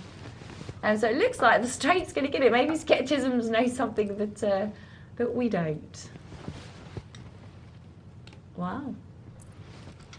And he puts in a little taster bet of 80 just to see if he can get some more out of his opponents. He gets called with the king, and he takes it down with the straight. So he did know something about the king 10 and the king jack, maybe. Pair of 3s for Sketchisms.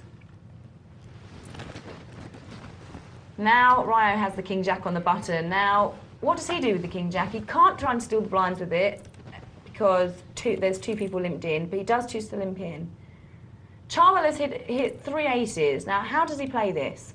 He knows that no one can be drawing to a flush. He knows that no one can be drawing to a straight. So at the moment, he knows he has the nuts. He knows he has the best possible hand, a set of aces. Now, somebody could have a full house. If someone's sitting there with ace 4 or ace 3, they could have a full house. But Charwell is still happy to let his opponents come along for the ride. He doesn't think anyone's got a full house. And he's going to get as much money out of him as possible. Very odd that he just checks on the end there. I would have expected a raise with the trip aces. Really. Very odd. I think, but obviously, each to their own. He may have been worried about the paired board. And bear in mind he does have an ace in his hand, there's 2 on the board, makes it even more unlikely there's an ace out there. So I think I definitely, when there's no flush and no straight on the board, when you know someone can't have a flush and you know someone can't have a straight, and you're sitting there with trip aces, I think that's definitely worth a raise. But on the other hand, Charwell could think if I raise, Nat Pans is going to fold, whereas if I just call 80, Nat Pans will probably make 80 and therefore I'm making another 80 chips. That could be his thinking. But if he had even made it a minimum raise, I think he probably would have got paid off by Sketchisms anyway, or Starrett or whoever was in the pot there. So I think definitely a raise there with the trip aces. Buffy Be Good has hit top pair. But here we go, perfect example. Buffy Be Good has hit top pair, but there's 3 clubs. Now, it's plausible that his opponent has a flush. Buffy Be Good hasn't put him on the flush, he's gone all in, and is not giving Sketchisms odds to wait for another card there.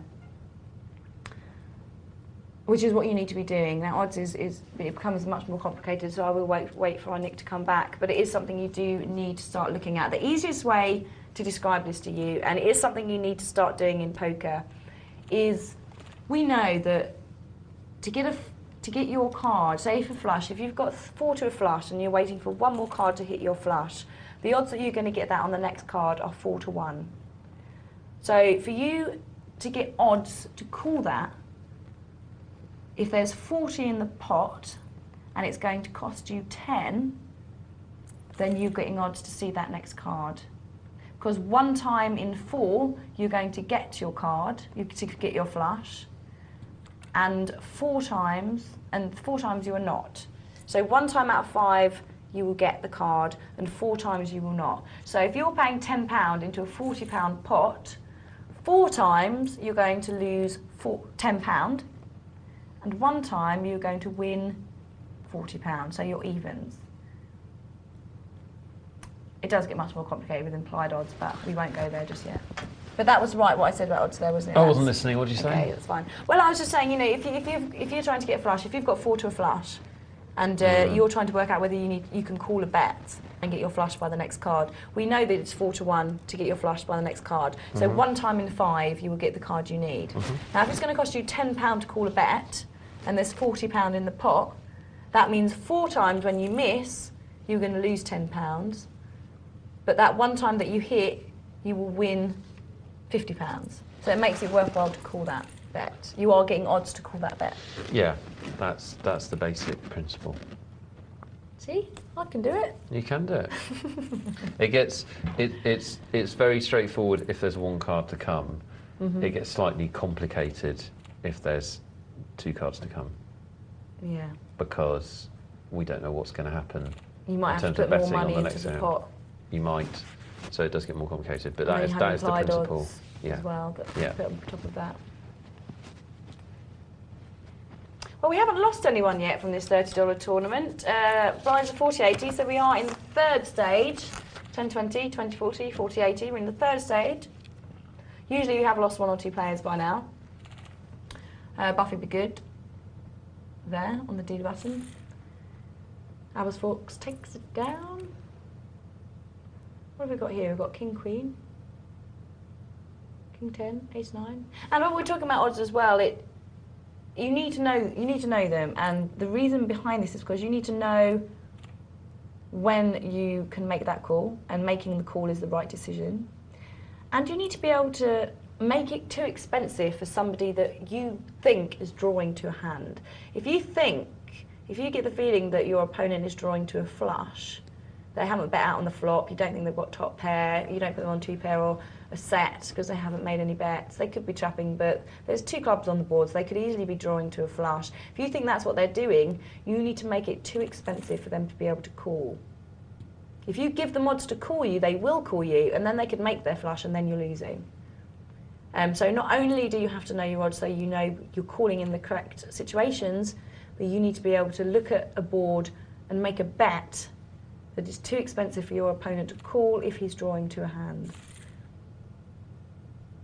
And so it is a very important part of the game, but probably the most important part of a winning game of poker.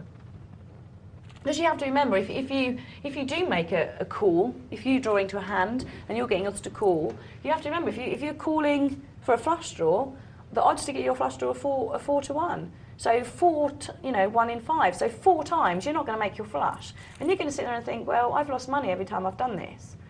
But you have to remember that if you're always only calling if you're getting the odds to call, then that one time that you do hit your flush, you will get paid enough that will cover all the times that you haven't. Because that's how odds work. And that's why, even if you lose after making a call when you're getting the odds to call, you know that that was the right decision. So in the long run, you won't be losing out. Obviously, there's a lot more factors to it than that, but that's the basic principle behind it. Well, we have lost we've had our first casualty. At long last, usually we have lost a few people by now, so we still have 7 players. FKA there, just taking down a pot. The blinds have just gone up to 81.60, so still having 7 players left. Usually you have definitely lost some players by now. We haven't seen any maniacs in this game. Nobody's been going all in. Nobody's been making huge bets. Nobody's been making any huge bluffs either, as far as I've been watching. So everyone's been playing quite solid, I think. What have we got here? King 9, King Jack. Now, they're both missed. Sketchisms has decided, he's like, on first act, I'm going to try and take this down. He goes, I've missed. He goes, the likelihood is Nat Pans has missed as well. So I've put in a bet of 160. Now, Nat Pans here, this is very interesting. He's made a re-raise. And Sketchism calls, and neither of them have anything. Now, I actually think it was good play from Nat Pans. I think he didn't put Sketchisms on anything. I think he's been watching Sketchisms play, and he hasn't seen Sketchisms coming in and playing anything with, say, a 7, a 2, or a 6. Now, he was on the big blind, so he could easily have a 7, 2, or 6 in his hand. But I think Nat Pans put Sketchisms on nothing. He thought he was making a play for the pot, so he re-raised him. Now, he got called by Sketchisms, and then he made a huge bluff. That was one of the first big bluffs we've seen, by going all in. And of course, Sketchisms couldn't call. So I actually think Nat Pans read that quite well. And he took down that pot, and Sketchisms lost some chips there, but he's still doing very well, so he's got a lot of play left yet. As King Ace there goes all in on the button with Ace Jack suited. Good hand. And he'll take those blinds down, 240. It's a lot to be winning. Very well worth stealing there. And he doesn't care, he doesn't mind getting a call there. Ace Jack suited is a good hand. It's not the best. No, but it is a good hand, it's a strong hand. So if he does get a call, he's got outs. Sketchism's limping in with his King 4. We can see he's ahead to Buffy Begid's King 2. Now again, nobody's hit. It's a low flop. Buffy Begid is on the big blind. He could be sitting there with 8-6, but again, Sketchism's just checking here. He could have. He's a chip leader to Buffy Begid, so he could bully him here and make the bet and take it, and he did. And there he represented having the ace. He didn't put Buffy Begid on an ace. The ace come down. Sketchism's didn't have it, but I think he thought, I'm going to pretend I've got the ace, I'm going to make a bet. And Buffy Begid folded. So still 7 players left. A lot at this stage of the game. Now a raise here for Nat Pans with the King 10. Starrett has decided now's the time for me to go all in. I need to try and double up. And the fact that he's got 2 callers is actually good for him, because he could win 2 times what he has, and he could treble up here. Nap hands. There's no point in bluffing because you can't bluff someone that's all in. So he's trying to push Charwell off here. Charwell has the ace. It's not going to happen. Starrett needed a 10 for the straight. It didn't come. So he's off ski. Another one bites the dust. And then there was 6. You're dust or you're sussed? Yeah, must be What is saying it? for the evening. Sus to the dust. You're sussed to the dust. Is your tournament finished yet? Might have. Or is it still playing? It's probably ended, Don't tell Michelle. us anything. It's ended. Has it? Yes. Okay. Don't tell us because we're going to watch it in a minute. Oh yeah. Magic of TV. See how hard I've been working while you've been playing poker? Makes a change, doesn't it? You can see why we get those fees now. Do you get more than me? Obviously, of course I get more than You you. don't get more than compare your wage to Oh, my I've just lost wage. another one, look, while we're arguing about wage. I've just lost another one from my little coven. My little tawny. Well, obviously I'm not the expert here, but I think I've given some good pointers across of what I know to be true about the game. It's been sounding good to me, Michelle. Not that I've been listening, but it sounds good. Oh, wouldn't it be fab if we've got... Oh, it wouldn't have mattered. I was about to say the Jack of Clubs, but it wouldn't have been a Royal Stakes. We need to do Buffy's very unlucky there. Royal. He's at least Flush a 3-1 even. favourite before the flop with his ace 10 against ace 9. I've never seen a Royal Flush, you know. Yeah. Except when I watched Maverick the other day.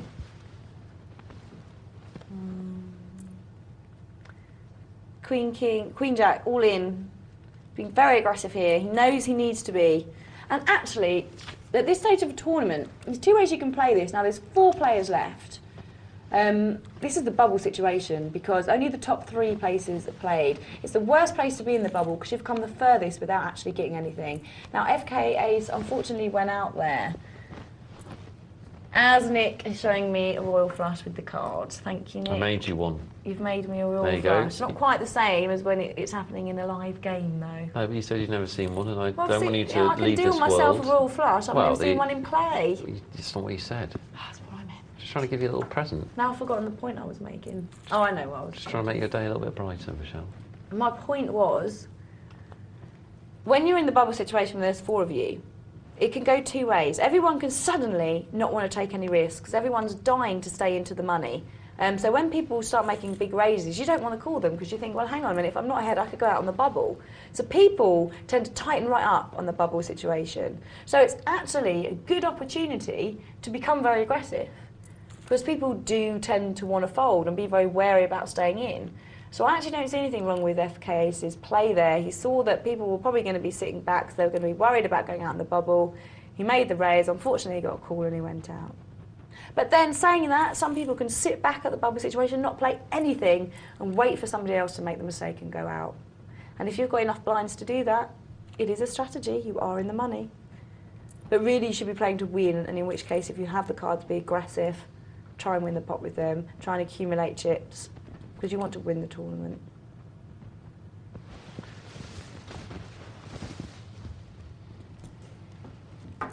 Hi, Nick. Michelle, I'm tired. you're I've worked tired. really It's hard. tiring, isn't it? Yeah, it's very difficult. So I'll start talking now. Well, to be fair, you're not playing anymore. Oh yeah. I just thought this time was like time I had booked off. I was going to catch up on some emails. Maybe get a little soup. Well, Nap Hands is the one in the most danger. And he'll be looking for any kind of hand to put all his chips in with. He's thinking about King High. Well, the worst hand 3-handed. He can afford to pass once, maybe. Well, he's gone for it. And to be honest, it's quite a good move because, well, Sketchism is called. Sketchism's been calling with anything, hasn't he, from what I've seen. And Nap Hands is going to double up unless he's very unlucky and a jack comes. Oh dear, oh dear. I tempted fate. Mm-hmm. I'm sorry, Nap Hands. You're the victim of the commentator's curse. Heads up. Well, that's actually quite a good move by Nap Hands because Charles had just limped, so he might not have particularly good hands. Sketchism is in the big blind. He could have anything. But it didn't work out and we're heads up. It was unfortunate for him, wasn't it? Sketchism has hit his hand again, and he's been redrawn with the ace for Charwell, who did have the better hand when the money went in, to be fair. And we're almost level now.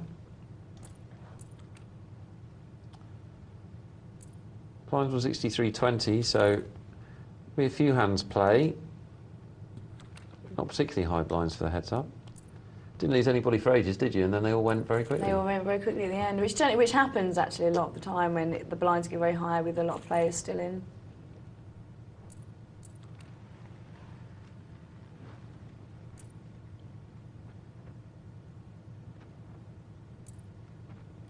So heads up situation again. We saw this earlier. Ooh, look, Charwell has his flush draw. Yeah, big flop for Charwell. Got a flush draw, and he's got an inside straight draw. Ooh, gets called for Sketchisms, which is a very odd call. We did have 6, 7, 8, 9, so we did have an up and down straight draw. Yeah, you don't want to be calling for a straight draw heads up. That's crazy. Charwell hits his nuts flush, can't be beat. He actually put in a tiny bet, which actually possibly looked more suspicious to Sketchisms. May have slightly overcomplicated it there, Charwell, but he's going to win it now, unless Sketchisms gets horrendously lucky. He's not going to. Charwell is our winner. Well, there you have it. I hope that you've learned something in the last hour. I think that you have. That's your conclusion, is it? I have some questions. Beautiful display of self-love, yeah? So let's do one of these. This is an email from Richard. Good evening to you, Richard. He says, "Hi team.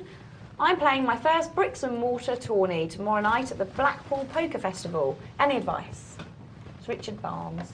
Well, we get that kind of email a lot, asking for advice for your first live play. You're playing Blackpool Festival. I don't know if that means that you're playing one of the bigger events there. If you are, your first worry is that you'll be against a decent lineup. A lot of the top British players will be there. If you're not, if you're just playing a smaller game, happens to be at the festival, then you can be a little bit more relaxed.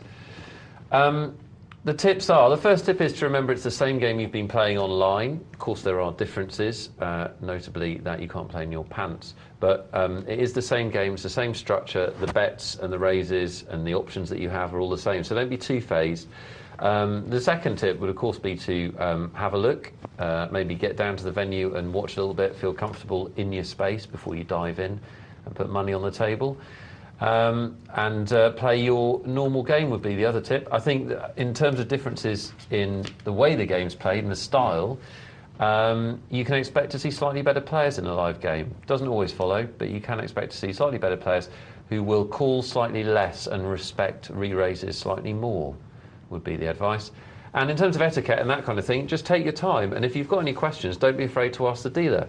I think people are sometimes afraid to ask because it makes them look like an amateur, but I actually think that's no bad thing. If you look like an amateur, but you're actually slightly better than that, then that can help work in your favour.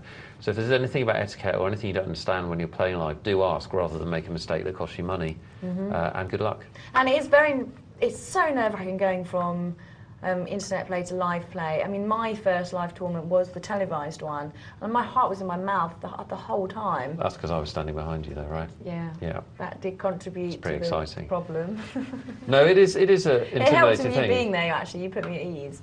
Just, a pleasure. You do weird things and. Well, it is when you do anything for the first time, it's intimidating, isn't it? We've all been there, but there's only one way to do it, and that's to jump in. That's the only way that you'll ever get past that. Because the only reason that people are comfortable when they play live is they've been doing it for hundreds of hours and weeks and months. So you have to do it. You have to accept the first time you'll be a little bit nervous, but not worry about it, because we've all been there. Yeah. We'll had our first time playing live at some point. And you'll love it. You'll absolutely love it, I promise. Well, do let us know how you get on as well, because we do like to hear from our viewers. And give us a ring. Why not give us a ring? Okay, well, we do have our guest for the evening on the line. That's Paul Chung. We were talking to him earlier, so we're going to ask him a few more questions, and then we'll have a break, and then we'll watch Nick's tournament and see how he did. Very exciting.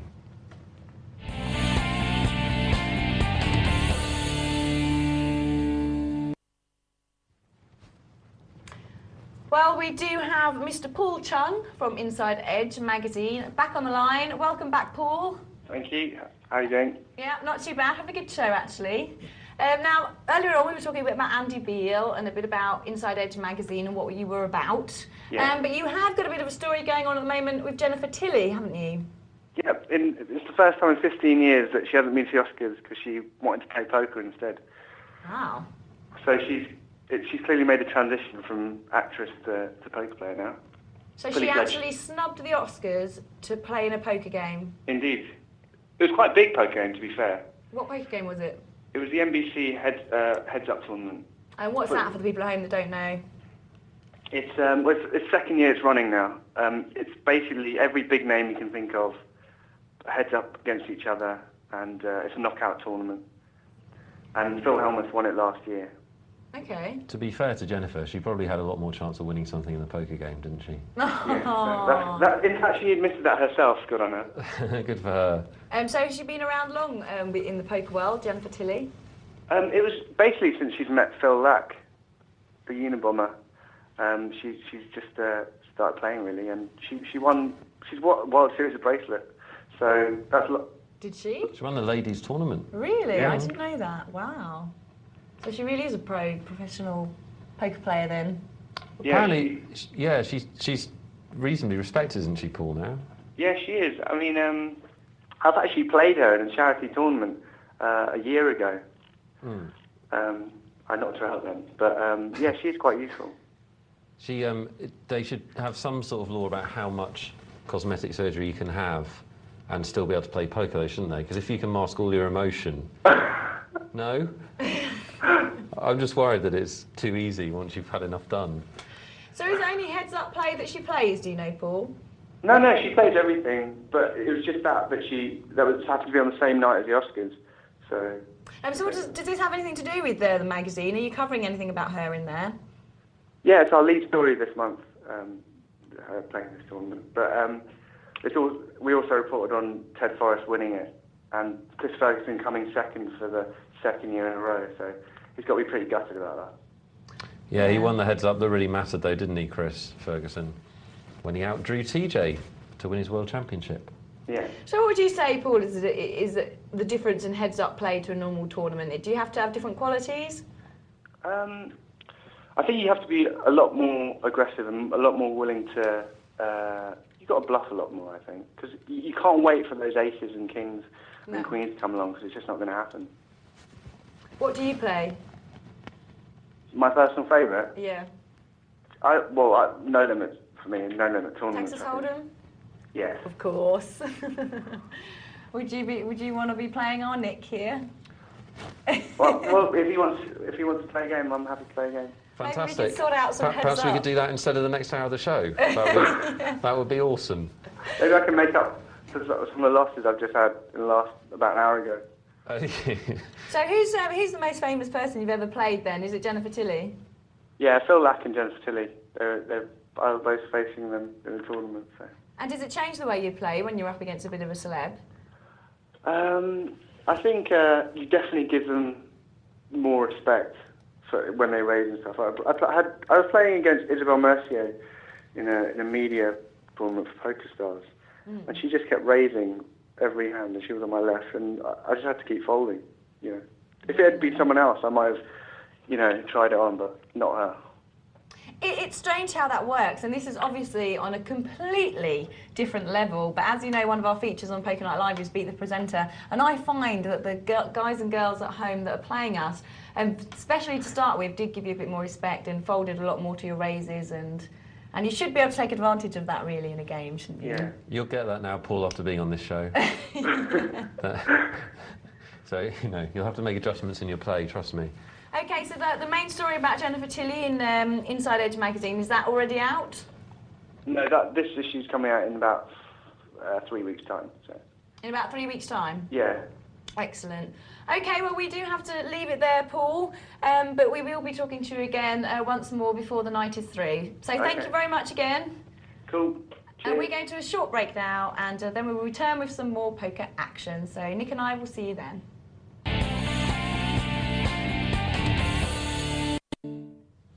Good evening, welcome back. It's Poker Night Live. We've made the transition into morning, so that's why Nick's sitting funny, I think.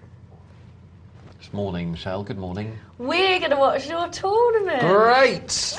That's exciting, isn't Excellent. it? Before we do, I've got some emails here. Excellent. Lovely. I have one from Bob. First of all, good evening to you, Bob. He says, hey guys, I'm Bob the Goldfish. He says, I've just started actually playing poker in the last couple of weeks, having been an avid watcher of Poker Night Live for a long time now, and having read Theory of Poker a few times, and I'm halfway through that, very good book. I'm currently playing for play money and not doing badly, being up in both cash games and sit and go tables. On the site I've joined, they give $10 to all new members, and I have taken it as a challenge to get myself going in real money without having to deposit any money. So, the question is whether you guys think I'd be better off starting in the 5-10 cent cash games, where I'll have a single buy-in, or 75 plus 25 cent sit and goes, where I'll get multiple chances at them before busting out. Now, I am prepared to actually put money in if I do bust out, but it would be nice if I could do well without cashing in. Thanks for the advice, and I hope to graduate to the TV tables sooner rather than later. That's a good question. Yeah, thanks for the email, Bob. I don't think $10 is going to last you your poker career one way or the other. You never know. You may build it into a multi-million-dollar fortune, but you're probably going to have to put some money in at some stage if you're enjoying yourself anyway. And providing you're willing and comfortable to do so, of course. I think that the specific question you ask is an easy one. You want to do, if those are the options, you want to play the sit and goes. So you get 10 sit and goes as opposed to one buy in a cash game. It's clearly a no-brainer. So the sit and goes are going to give you more value and more chance of getting a run for your money. Overall, though, as to which you play when you play cash, sit and goes are a good way to start a real money career, just because you know the limit of your losses, which of course is the buy-in, and you get good practice at playing different types of poker. But then again, I always prefer to advise people that are starting out to play cash first, for two reasons really. One is that you learn good fundamentals to your game. In tournaments, you get some extreme conditions where you have to make very funny moves, bluffs, blind steals, that kind of thing, and you can lose sight of what's important in the fundamentals of poker, which is patience and discipline and hand values, all the boring stuff, I'm afraid. The other reason is that I think it's easier to go from cash to tournaments than it is to go from tournaments to cash. I find players who've played a lot of tournaments or just tournaments struggle when they try and play cash, learn cash later on down the line, because getting that patience and discipline can be very difficult. Whereas if you've got a good solid fundamental game and then you start playing tournaments, it's just a question of knowing when to loosen up or knowing when to deviate from your normal play. So that would be the specific answer, and some general advice if you're starting to play cash. The other factor to bear in mind is, which do you enjoy? You've played both at play money, which gives you most pleasure, because you don't actually have to play both if you don't want to. If you want to be a good all-round poker player, you should, but you don't have to. I didn't mean to throw my pen at you then. So that's a really subtle cue to shut up, isn't it? Yeah, this is what we do now. When you're done, I throw my pen and chips at you. Getting harder and harder to work with you, do you know that? Well, first of all, before we head over to your tourney, which is cheap to watch. Yes, let's put it off for a couple of hours. If you do have anything you would like to ask, please contact us. To remind you of the ways you can do that, you can text. Text number 62211. Can we watch it at 2 a.m? No. You can also email poker@pokernightlive.co.uk. And why don't you have your say and give us a little call. 0906 200 70 80. Actually, before we go to your tournament, we're going to have a multi-table tournament update. Yes, been going on all night in the background. Final table still to come, guys, so don't go to bed yet. Here we go. If there was all to look forward to was my tournament, I'd completely understand you going to bed, but there's much more. We've got 20 players left over 3 tables. Blinds are up to 600 and 1200. And we can see 3 big stacks there over 50,000, so a decent chance we'll be seeing one, if not all of them, at the final table in an hour or so's time. Some good names here. Sandback Fonz, Venom Zorg, Panini. Venom Zorg, that's probably a baddie in one of them sci-fis you like, isn't it? He's not a baddie in Stargate or Generations. He may well be in something like, I don't know, one of the others that I don't watch. Princess Narnia and the Twilight Express or something. Series 8, the Voyager spin-off. Wolves, Lucy's got us straight. Oh, Voyager was the last one. It's not been a spin-off of that. Oh well. Fingers crossed. Although Enterprise did come after that, but it was actually set in times before Voyager. Starring Scott Bakko from Quantum Leap. Yes. I believe. Yes. See, you do know. Yes. John Archer. Who? John Archer, Captain John Archer. Oh, is that? As we go to the big stack table, I can name you all the Star Trek captains, but I won't. I bet you can, and no, you won't. Connie Gerg is our chip leader at the moment.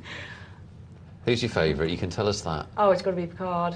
Really? More than Kirk? Yep. Although my mum Oh. used to, my mum loves Captain Kirk. Apparently she used to go for adventures with him in her head. Before she Really? went to sleep, yeah. You know when you go on adventures before you sleep? I don't know, it might just be in my family. Well, I was talking to my mum about it. I tend to go on I do adventures on on a good motorbikes night, with Brad yeah. Pitt, you know. But my mum used to be Captain Kirk. Did he always have William his? Shatner. Did he always have his phaser set to stunning? Did he? He's so quick, well. Well.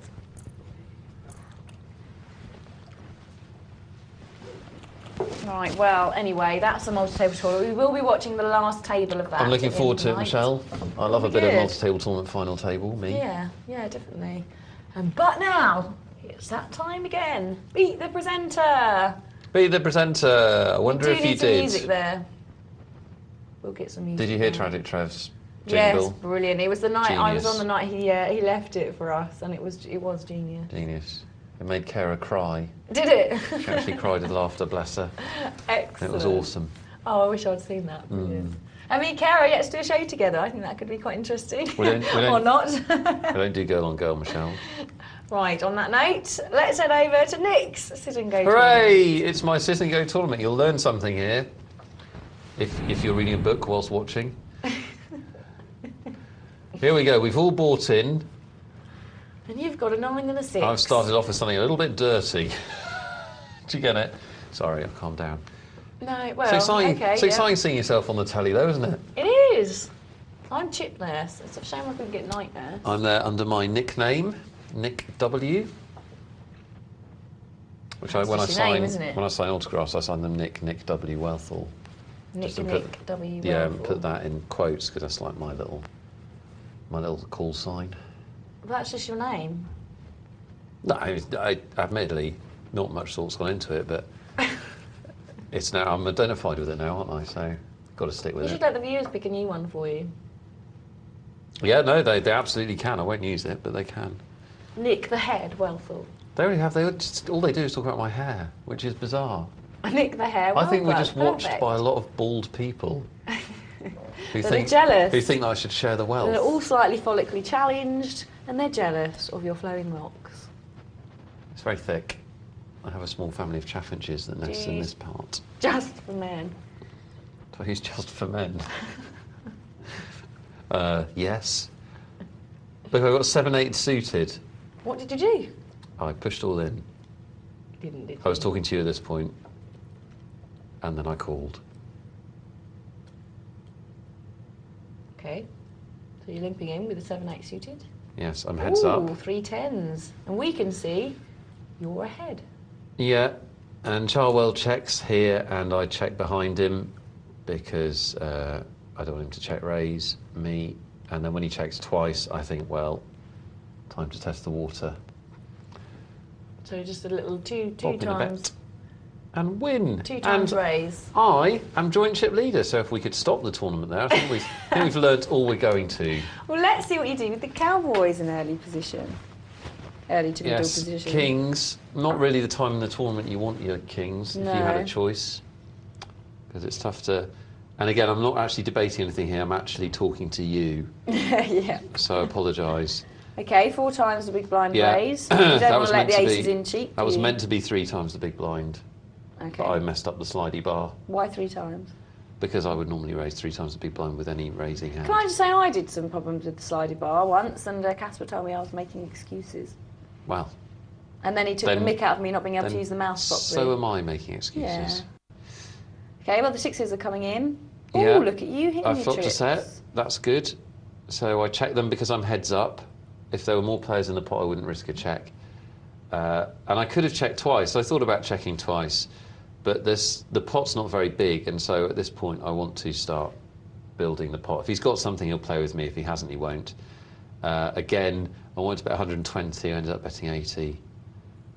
And he's only got a pair of sixes, so he's not going to call. So he folded. Obviously, I want him to have an ace in that Yeah, situation. I was playing Miss Vova when I last played. I went out last with aces. Against... Miss Votavova. Yep. But it's pronounced Miss Vovavova. How can you possibly know how it's pronounced? Because she wrote it phonetically for me to pronounce. How can she know how it's pronounced? It's just a collection of letters, isn't it? I'd just like to report that I am the chip leader.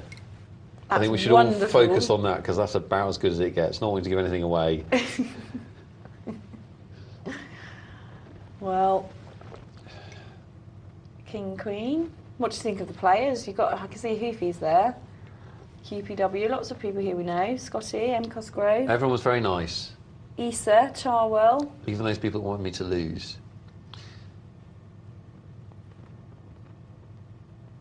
Issa makes a big raise. Look at that, 4.5 times the big blind. Giving nobody any You were option. talking to me here and I had to tell you it was your go, so I remember you had 10 jack. Sorry guys, I apologise for the slow play. No, it wasn't that bad. I had no focus, did I?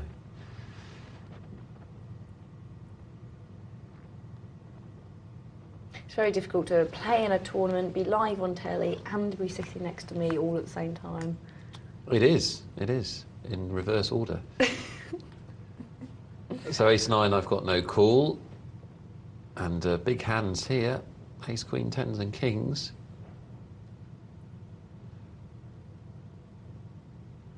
Call from QPY, don't know how you say that. And then who farted? Raises, and Charwell calls, and I don't like that call from Charwell because Hoofy's limp and then re-raise says aces or kings to me. I can't see him doing that with anything else. And so Charwell's call is very difficult, because if Charles calling there with ace queen, if a queen comes on the flop, what's he going to do? Is he going to go all the way with that hand? After Hoofy's basically said, I've got aces or kings. That's also why I'm not a massive fan of limping with aces and kings in first position, because it's now such a well-known play that when you re-raise, people can put you on aces or kings.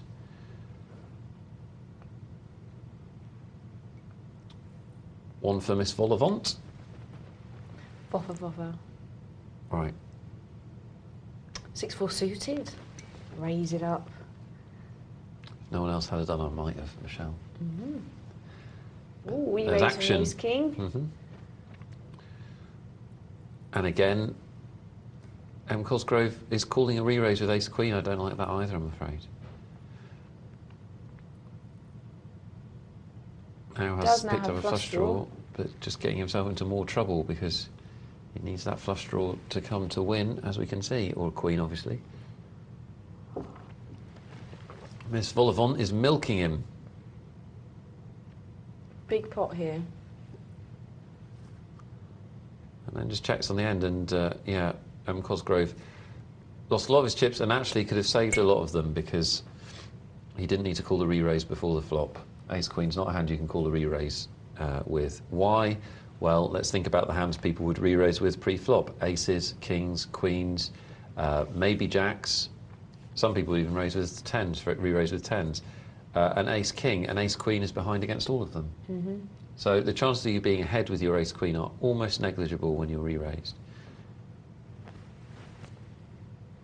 The exception, of course, there's always an exception. The exception is if the blinds are big, then somebody may be making a move, or, you know, you may have to call because of that situation. Now I've been dealt aces, hooray!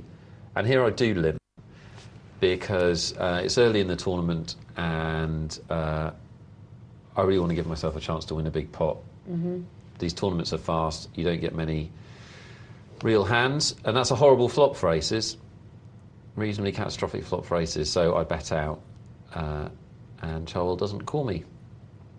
That's a shame. At least you didn't go out with them though, like I did. Oh God, that's like 4 times you've shared that with us, Michelle. Well, you know, everybody Sometimes does moan about bad aces are only beats. one pair. Yeah. Got to go out with something. And this is where, I don't know how to say his name. How can we say this name? QPW. I just call him QPW. QPW. Starts to get a bit QP. lively. You'll see him make a lot of raises. QP. QP. Well, you're still Still healthy. Two Jack Queens here. Going to be up against each other. They both get a gut shot and a queen. Both got the same hand, but Charwell manages to push M. Cosgrove off of it. Just aggression for you. Yeah. Yeah, good Some example. big hands going on in this game. There are, aren't there? There are. Some big pairs pre-flop. And that's not where you want your kings, is it? Because I think we discussed this actually. I think it was Casper I was on with. We discussed, in fact, if you're on the button and you pick up a big hand, you should probably just make a normal raise because it looks so suspicious when you don't. Mm-hmm. And Scotty committing all his chips on ace-jack before the flop. Not good. And look at that. End up splitting it. Wow. That is an absolutely extraordinary get out of jail from Scotty.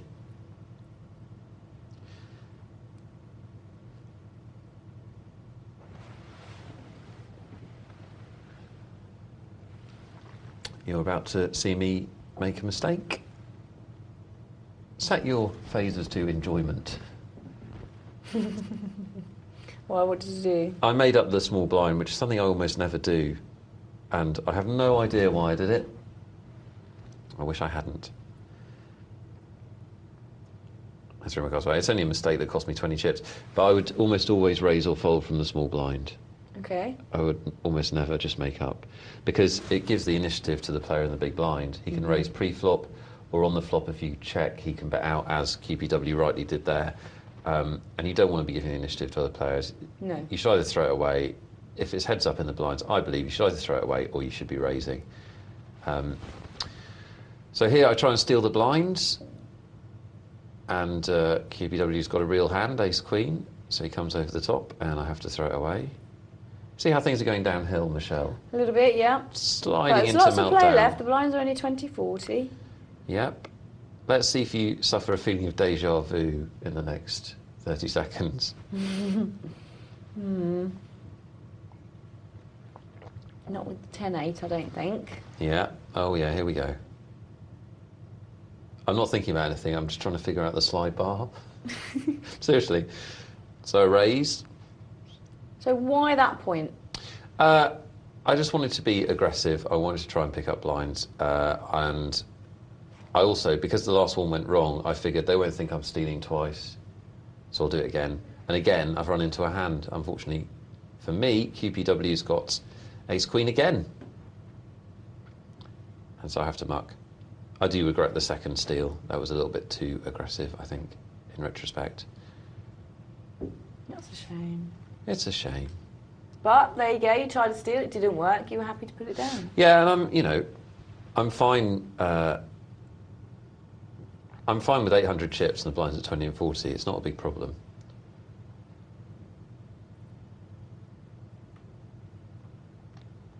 See, it's interesting. I thought, as I'm sure most people at the table thought, that QPW was stealing a lot. But actually, he's had a hand every time. If you think about playing this game normally, without seeing the cards, he's made three big raises in a row, and he's actually had ace-queen, ace-queen, ace-king. Most people at the table, myself included, are now thinking this guy is, trying to bully, he's trying to steal a lot, but in fact, he's just playing his hands.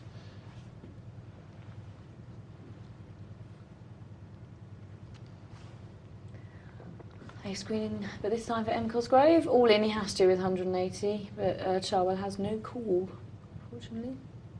If he was a big chip leader, he probably could have called there. Yeah, not for 20% of his stack, though. That would be a waste. Yep.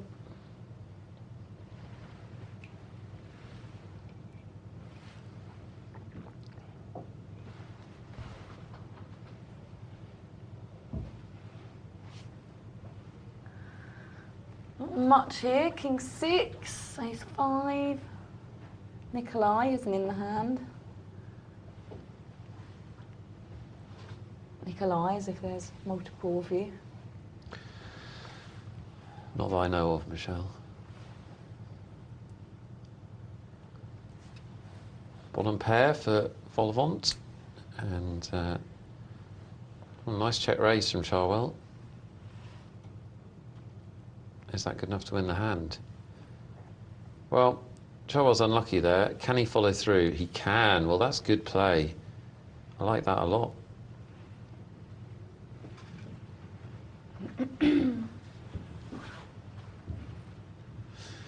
Strong poker from Charwell. Very brave, because he doesn't know what Miss Volvont has.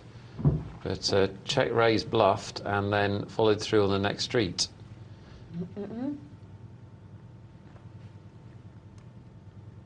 Wise words, Michelle. I actually went to clear my throat. And it's come out. Pair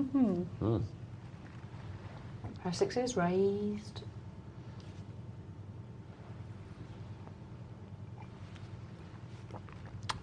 Yeah, the blinds are at 1480. This is an important level, because I think it's probably the last level where you could see the blinds as being small. Once they're at 8160, a normal raise at 8160 would be 480 chips, which is half the starting stack. So yeah. the blind's starting to get big then. So if possible, you want to make chips on this level.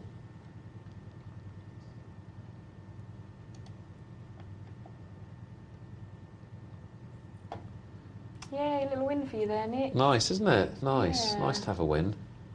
I'll remember that.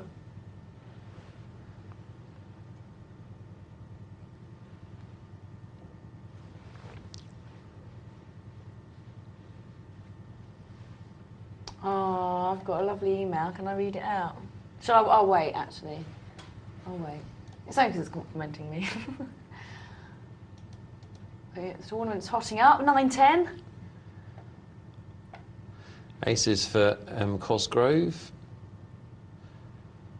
I've got 9-10 on the button. I thought about raising and decided that because I've got the button, I could limp and then play the hand on the flop. And I'm glad I did, because if I'd have raised, Cosgrove would have come over. Well, it would have called me and I'd have been in trouble. Flush draw for QPW. See if he wants to bet it.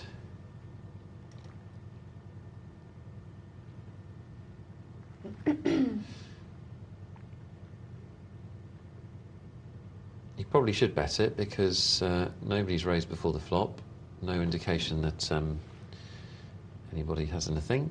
I mean, we can see he's betting into aces, but he does have outs. He's got the draw. And Cosgrove now has to go in, of course, worried about straight and flush draws. I pass my 10 high nothing. Oh, unlucky for Cosgrove there. He needs... Oh, and he gets it. He gets the nuts. I wasn't happy about that, if I'm honest. No. Well, you always want people to go out. Yeah, definitely. Whenever he's playing a sit and go, you want whoever's all in to lose, no question. Yeah. And it's horrible when they don't, and they keep doubling through. Yeah. And then you end up all in on the bubble and you go out. What's that all about? Was the showed the perils of not raising before the flop with your aces, though. QPW allowed in with the 9-5 and almost ended up cracking the aces. Yeah. But I think Cosgrove did the right thing by limping, because he's got very few chips and he wants to make sure he gets value for that big hand. Yeah. I mean, you can only win off others what you have in front of you, but you would rather have 5 people come in with you when you've got aces, wouldn't you, rather than just one? In that situation, yeah, because if he puts all his chips in and nobody calls, it's a nightmare, because he, you know, it's his best chance to double up or even triple up as he's done. So yeah, when you're that short stacked, you definitely don't want to win just the blinds when you've got that big hand. The rest of the time, if you've got a normal stack or in a cash game or whatever, if you raise and take the blinds with the aces, that's fine.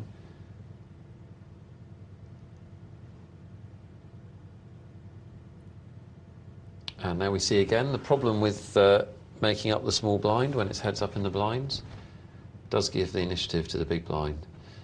We're in the third stage of the blinds, 40-80. Yeah, they must be about to go up, actually, I think. One of the next 2 hands. It's every 10 hands, isn't it? Yes.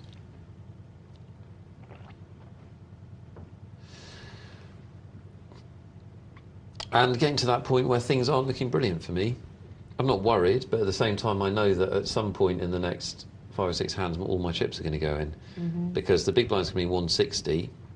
I can't make a normal raise without going all in. Yeah. So I am looking for opportunities to do that.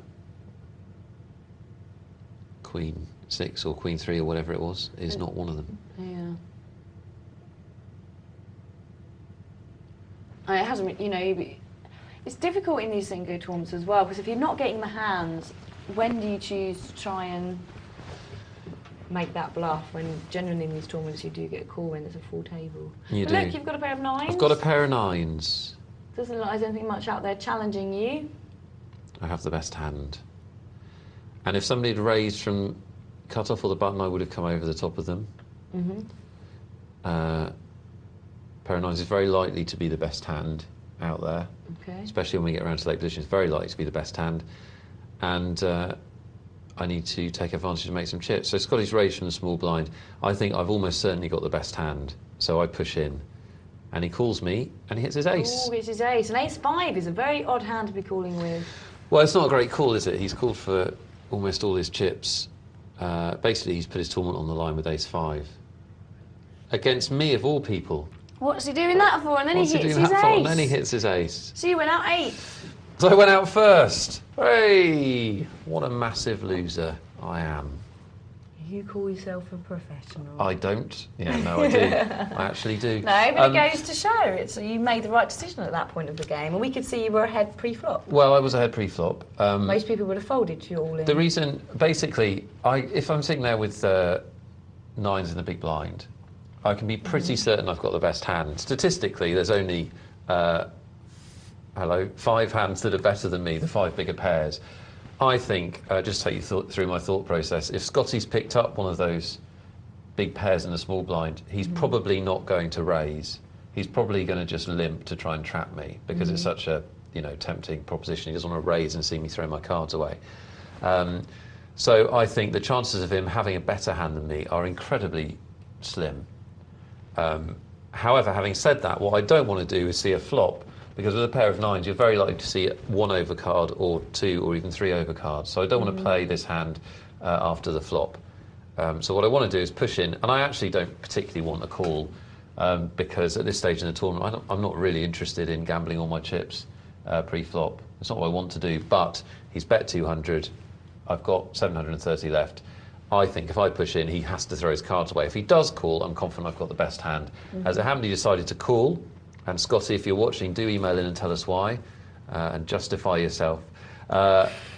Fair play, he called and he hit his hand, nothing wrong with that. For those of you that are interested, it was roughly 70-30, a middle pair with a higher card and a lower card is roughly 70-30 in favour of the pair. But that's the thing with these sit and goes, the blinds start to get big, you make a move. As soon as you start playing pre-flop poker, so as soon as you start getting situations where all the money is in before the flop, it becomes a game where you can go out at any point, because you're never that far ahead. Yeah. Unless you've got a really dominating hand, you're usually in situations where you're a 60-40 favourite or a 70-30 favourite. And, if somebody beats you in that situation, you've got nothing to complain about, because it really was, relatively close anyway. But that's the way it goes. Well, as we head back to that game, I do have an email here from John, a.k.a. Buffy Be Good. And he says, "Dear Nick and Michelle, entertaining show as always. Congrats to Nick for getting a seat on the $10 table. I won't comment on the result just yet." I mean, things are going badly when the only thing people can congratulate you on is getting a seat. That's not great, is it?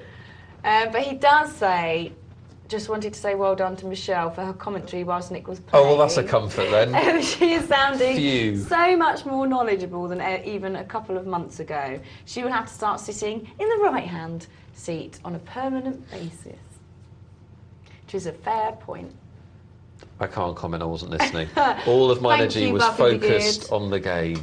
We like compliments, bring them in. Right, shall we head back to the end of that tournament Yeah. though? It's not as fun now Nick's not in it anymore. I'm so but- crushed that he actually emailed in and said congratulations on getting a seat. Yeah. That's just highlighted how badly I did. Well, Extra Stream actually sent us an email saying, "Hi Nick and Michelle, just wanted to mention how right Nick is about how important position is." Yes, build me back up. I'm building you up here. Being a newbie, I had never really took notice of strategies like that, but today I put it into practice. Okay, it's not much, but I won $1.50 on the $1,000 free roll. I came in 194th out of 12,640 peeps. Awesome. Not bad, That's which excellent. I am content about. So thanks, guys, for the advice and keep it up. He says, "P.S. Michelle, I'm not feeling very well. Will you be my night nurse?" You don't have to read out the pervy bits they put on the bottom if you don't want to. Don't call him a perv. He's not very well. I didn't call him a perv. I said the pervy bits on the bottom of the email. Yes, do you know, I can't. I don't think it's there. medical advice he wants from you, Michelle. I'll be honest. I don't. Well, I'm don't going need to tell him that he needs to get some poorly food. So I suggest soup.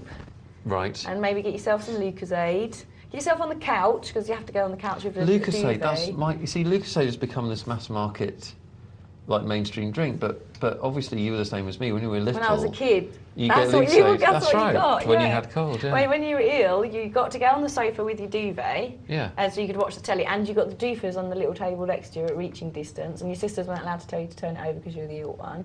And you got a bottle of Lucozade, which none of your sisters were allowed to drink because of the germs. Perfect. Look at that flop for Miss Wealthall. This really is a silly game sometimes. Queen Jack against Ace Queen in terrible trouble, flops a straight. Wow. This is what I'm talking about with pre-flop poker. And we know people love the sit and goes because they're fast and they're exciting. That's why we show them on the show. But you must understand that once you're playing, I call it pre-flop poker, once you're playing a game of poker where the money goes in before the flop, I'm not going to say it's a lottery. It's not a lottery. That would be a stupid term to use. There is a higher element of luck than there is if you're not playing in that situation because the hands are never that far apart. Ace Queen against Queen Jack, I don't know what it is. I'd imagine maybe an 80-20 favourite for QPW, 75-25, something like that.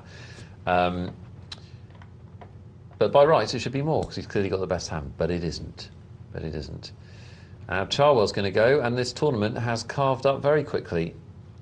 Once they got rid of me, they started playing some poker. I know. Who can blame them? Yes, but he can't.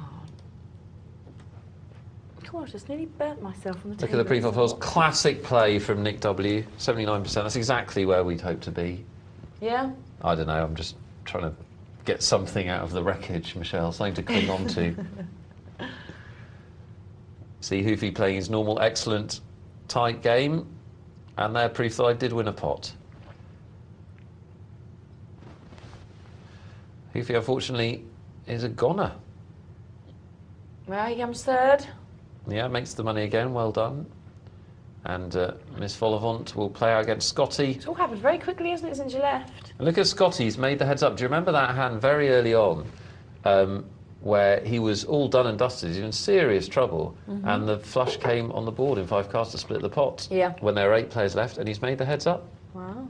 It just shows one hand going the right way for you can make the difference. And I now want Scotty to win because then I can say I was knocked out by the winner. It's not quite so bad if you're pathetic like me. That's fair enough.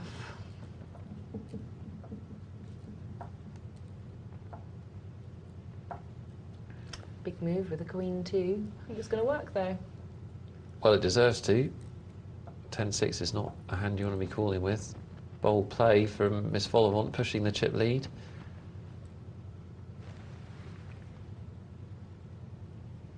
It's not vol-au-vent. That's like a little thing that you eat at parties. Well, maybe Canapé. she meant to put Volavant and didn't spell it right. Bit of a big difference though between vol-au-vent and bother. Have you seen Kiss Kiss Bang Bang? No, I haven't. Is it any good? Will you please either rent or buy it when it comes out this week? Why? Awesome. Really? Yeah, my favourite film last year. So funny. I've heard a couple of other people say that actually. It's as just well. Brilliant. Definitely then. I've been watching a lot of Absolute treat. DVDs by myself lately. Oh God, Bridget Jones to Me my and right. my dog. Scotty survives. Had the straight draw, caught the Double 5. through. Miss Volavant will be disappointed. Here's a test. Miss Volavant should throw these away. Pair of 2s is a terrible hand. Heads up. Yeah, good play. Well done. Oof. What a time to get them. Although Scotty has nothing here, so all she can hope for, I suppose, is a limp. Yeah, and she he must. hits an 8 or a 5. He's got She 5, must limp, but and now she will probably check. And unfortunately for Scotty, yeah, Wow. nicely done by Miss Volvon. Scotty is serious trouble. Oh, this man is charmed. 8-5, 2 He's pair. blessed. Look at that. Blessed. It was good Scotty, play if from Scotty Miss wins Volvon this, there, I want though. his lottery numbers because he's had three or four outdraws that have done very well for him. I feel a bit sorry for Miss Vova. I'm going to call her by a proper name. Vova. Vova. Vova. I feel sorry for her because she's played this heads up pretty much perfectly, I think, and doesn't have any reward. So TA is actually pronounced for, F-O-R. Oh, So God. Vova. All right. She told me this when I played her. I'm praising her play. I'm sure that's more important to her. Probably. Look at that. She managed to get Scotty to put it down. Good play again. Scotty threw away a winning hand there, even if it was only a little pair.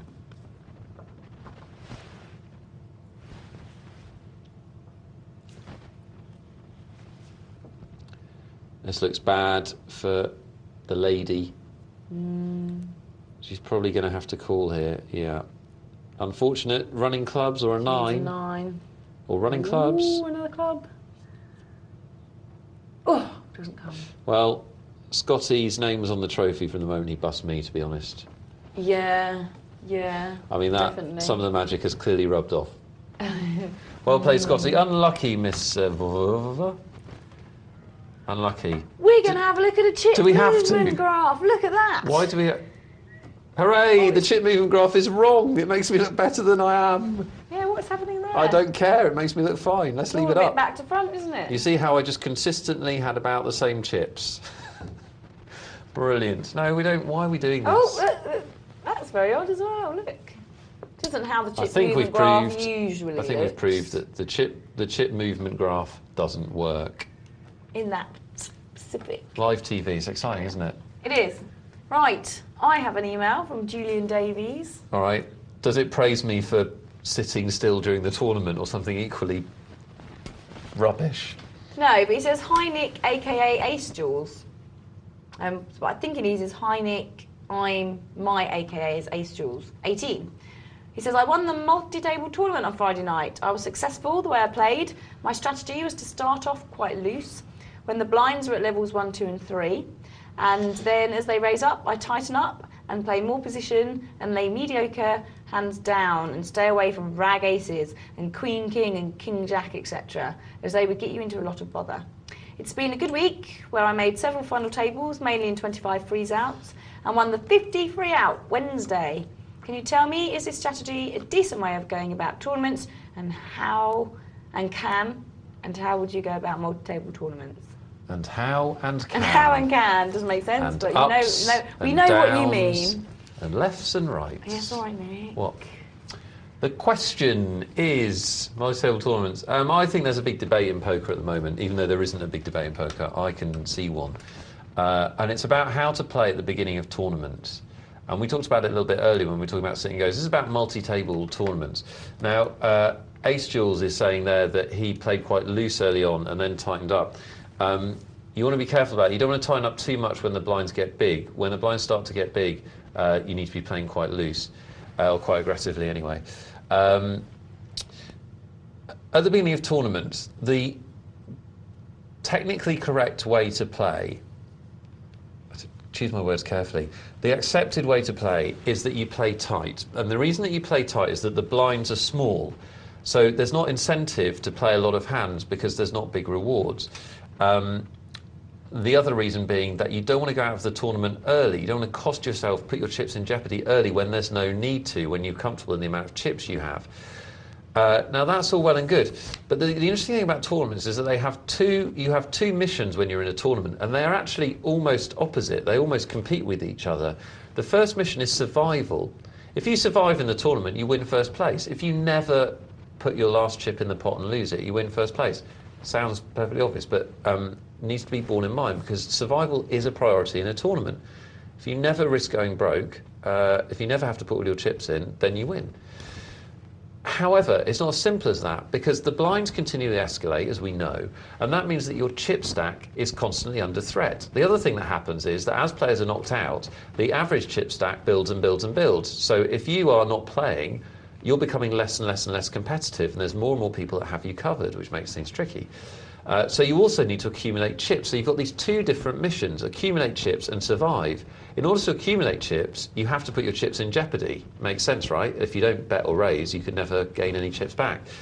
So they're two different influences. Up to very recently, the survival thing, the playing cautiously thing, is what dominated poker thinking early in the tournaments. But a guy called Daniel Negreanu, who's a young player who's had a massive amount of success and is now one of the sort of premier players in the world. I like Daniel Negreanu. Physically? No, he's funny. He makes me laugh when he plays. I like watching Daniel. He plays Negreanu, with a smile on his face, yeah, which is really cool. And yeah, he's a charismatic young guy, and he does some very interesting thinking about poker. And he plays very loose early on in tournaments, and it's done very well for him. And his view is that you need to accumulate chips, and the best time to do this is at the start of the tournament, because all of the weak players in the tournament, or deadwood as he calls them, are playing hands early on that they shouldn't play. And as a good player, you should get involved and then outplay these guys after the flop. So it's quite cheap to get involved. You can see lots of flops cheaply, and the implied odds, I know it's beginner's night, so we probably shouldn't be going into this too much, but the implied odds, which are their stacks that are sitting in front of them, because if they hit a hand but you hit a better hand, you can win all of their chips, make it worthwhile playing lots of hands. And I think he's right. I think you should play more hands early on when it's cheap to do so, if you're playing with players who will pay you off in a big way when you hit your hand. I don't think you should be sitting tight and just playing premium hands early on once you become a good player. Bring it all the way back to beginner's night. As a beginner, if I was giving you advice to learn multi-table tournaments, I would give you the classic advice, though, and that is to play your good hands early on and not jeopardise your chips, because survival should be your #1 priority until you become comfortable enough to judge situations where you can jeopardise your chips a bit more easily. That was a long answer, but it's a big question, this how to play multi-table tournaments. Right. Do you listen to that? Yeah. I mean, you would have learned something, to be honest. I have learned something. I always do when I'm with you. Yes. We've got an email from BSM Chump in Brighton. He says, "Hi guys. Well, I learned a lot watching you, Nick. Well, How? no, I didn't. As you were not in for long. Ha ha. That's not funny, is it? Never mind. Better luck next time. P.S. Looking lovely as ever, Michelle. Well, that's great. Insult Nick and compliment me. Keep them coming." The sad thing is that you actually mean that, isn't it? That's what you want to happen on the emails. It's a joke. I have to read out the emails that the production think that they should send through to me. No. It's a sour. I'm just a little bit down, all right? We're going to go to a cash game. Cash game. Cash game. Yep. You all right? Well, I'm not. I'm obviously not all right, but fine, you know. Make your jokes. Don't be sad. Make your jokes. Encourage viewers to insult me. That's why I'm here. Brilliant. No, because now, see, this is what you do. You make out I'm insulting you when I'm not. I think what you're doing is even worse. You're glorifying and other people insulting me. You just made a joke. It was harmless. Don't be so bitter. I don't know him. I do know you. Do you know what? I expect a little bit more loyalty. I'm so loyal to you, Nick. Are you? Yep. You You taught me how to play poker. I did, didn't I? Yep. I was your first teacher. And I've been doing really well. Touch my fist. I will do. In that American digging up way. Game on. Game on. So I just talked and babbled on for minutes about multi-table tournaments, and here we are at a cash game, which is completely different. Yep. Just to fuddle you even more. Mm-hmm. Cash game, which we've have seen before tonight, but just to reiterate for those of you that are learning, a cash game is a game in which the numbers in front of players are the actual dollars they have available to them. This is still a no-limit game, so they can still bet as much of it at any one go as they'd like. However, the key difference between this and the tournaments we were watching and that I was playing in is that the blinds stay the same forever. The blinds in this game will always be 25 cents, 50 cents. And that dictates the level of the game. So it means that the players can buy in for up to $50. And 25 cent, 50 cent doesn't sound like a big amount of money. But you put $50 on the table, you can lose it in one hand, and you could quickly go through a couple of $100s. So, although you probably will get more of a run for your money than that, you do need to be aware of the potential downside when you play poker, and be aware that games are often a little bit bigger than they look. I played in a cash game recently which said it was a certain blind level, but there was a player at the table that was raising actually two. If one of them didn't, the other one did, raising every hand before the flop. So actually, as the player to my right said, after this had been happening for half an hour, he said this is actually 3 times bigger than the blind suggest. Because if you wanted to play a hand, you knew you wouldn't be playing for the amount of the big blind, you'd be playing for 3 times the big blind. So games vary an awful lot as to how much money you're going to be putting in jeopardy. Not just the blind level. Sounds good to me. Pair of sixes for Snap It on the end, and Charwell will probably just check this behind him. Snap It will win $8.25, enough to get into a movie if you go in the afternoon. Here's some stats. What does this tell us, Nick? This tells us the style of the players at the table, in fact. May not look like it does, but it does. How you played before the flop, based on your first 2 cards, is basically goes a long way to telling us your style. So Charwell, he's only played 22 hands actually, so that's probably not a fair representation. Let's look at Jossie, who's raised 21% of the time, called 34% of the time, so he's playing a huge amount of the hands that he's dealt, playing them reasonably aggressively. M. Cosgrove, for example, as a contrast, is playing about half the hands that Jossie's playing, but playing them very differently, not raising very often, calling also playing much more passively. Excellent. It's something here I want to read out because it's quite funny, and it's something that Ken Snappit's put on our forums actually, which you can get to at www.pokernightlive.co.uk. And they're talking about poker tells, and obviously on the website, the experts have been asked to give their best poker tell. And Snappit's found the one from Dr. Tom, which is quoted on here, which is just brilliant. He says, "As an expert on animal behaviour, I'm often asked about tells. Here's one. People often clench their buttocks when they're feeling scared or guilty. To judge the strength of someone's hand, just place your hand on his bottom and ask if he's really looking for action. Remember, strong means weak, so arrange to have the bet called if he decks you." Classic. Classic. Brilliant. Do you know who wrote that article on tells? Nope. It was me. What, you wrote that answer? I wrote the article. Oh, the article, did Yeah. you? Oh. They just got a little bit at the bottom. Well, that was very funny. It was very funny. It was very good. Very good. Got an email here. Good. This is from John. He says, "You probably get this all the time. However, as a new player, can you recommend 1 or 2 books to help me along?" Well, I keep meaning to check out a book that Kara read. I don't know if you've read it, but Poker for Dummies. I've heard Kara say, one of our other presenters, and a couple of other people say it's a good book if you've never played poker before. The For Dummies series, if you've ever read any of them, is a name that makes it a good present, but actually they're always quite well researched and put together books. I emphasise I haven't read it myself, so I'm not sure. No, I haven't read it. Okay. Did you, when you started learning, did you read anything, just when you really started out? No, You didn't read anything I'm that reading helped? Theory of Poker now, Theory of Poker's great, but not... but I really think you need to, it has to be 6 months down the line. Yeah, it does. When you're starting out, there are... Howard Leder has done quite a good DVD, which will help you when you're very first starting out. In terms of books, Lee Jones' Low Limit Hold'em, if you're going to play at low limits, is pretty good. Anything by David Slansky and Mason Malmuth will help you. Their first book, Hold'em Poker, is probably the first one to get. But do be careful, because there are some books out there which are not great. Oh, Lou Krieger from Beginner to Winner is all right too. I still think there's a better book to be written for people starting out and playing in low limit games. I still think there's a gap in the market. Well, if you've read one, do let us know. We've got Paul Chung back on the phone as well for some more questions. So we're going to go there now, and then a break, and then we'll be back for, hopefully, our multi-table tournament. Yes, the final multi-table tournament. Don't go anywhere, because that's going to be great.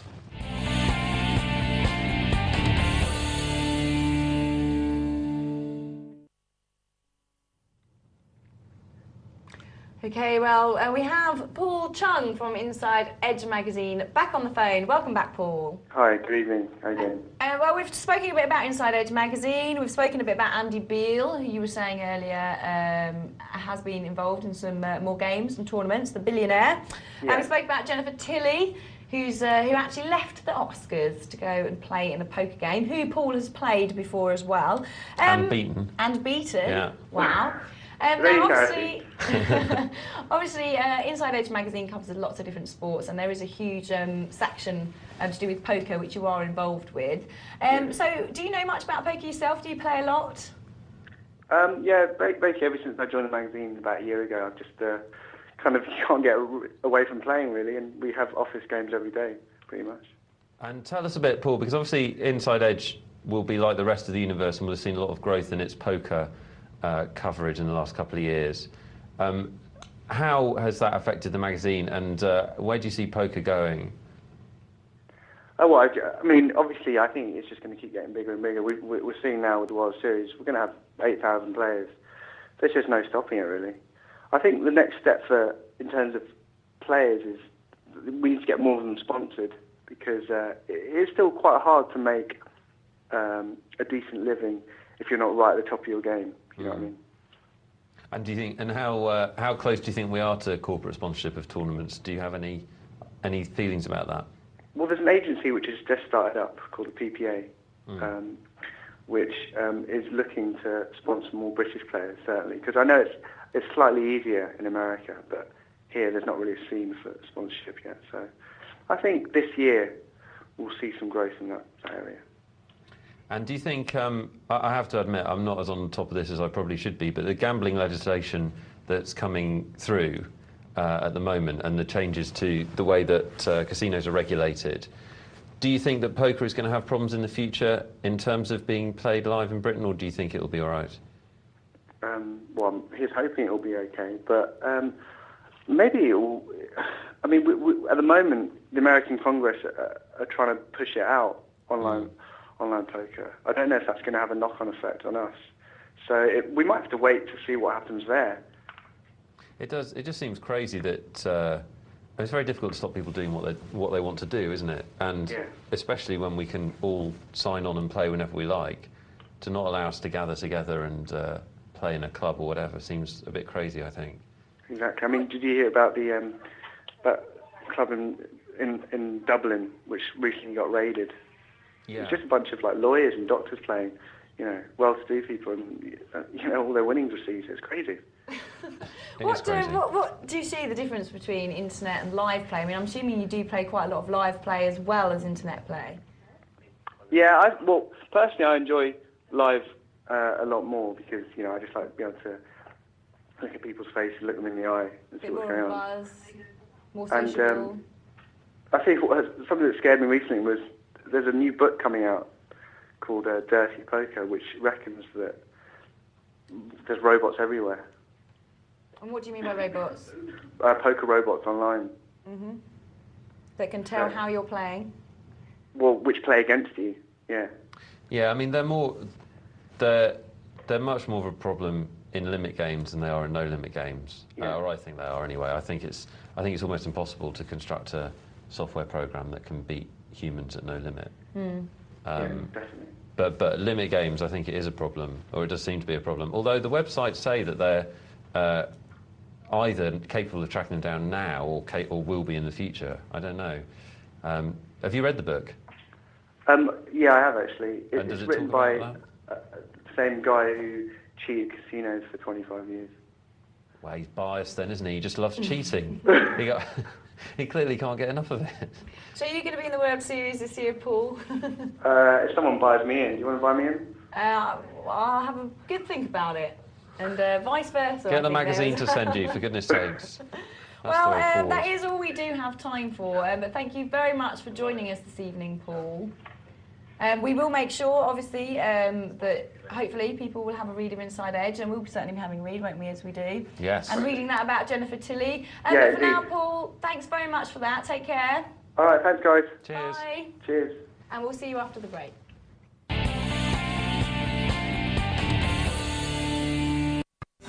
This week on Heads Up with Rich Herring, rising star of stand-up comedy Addy van der Borg, legendary DJ Brandon Block, and everyone's favourite Hendon mobster Barney Boatman. It's going to be good. Promise. I've seen it.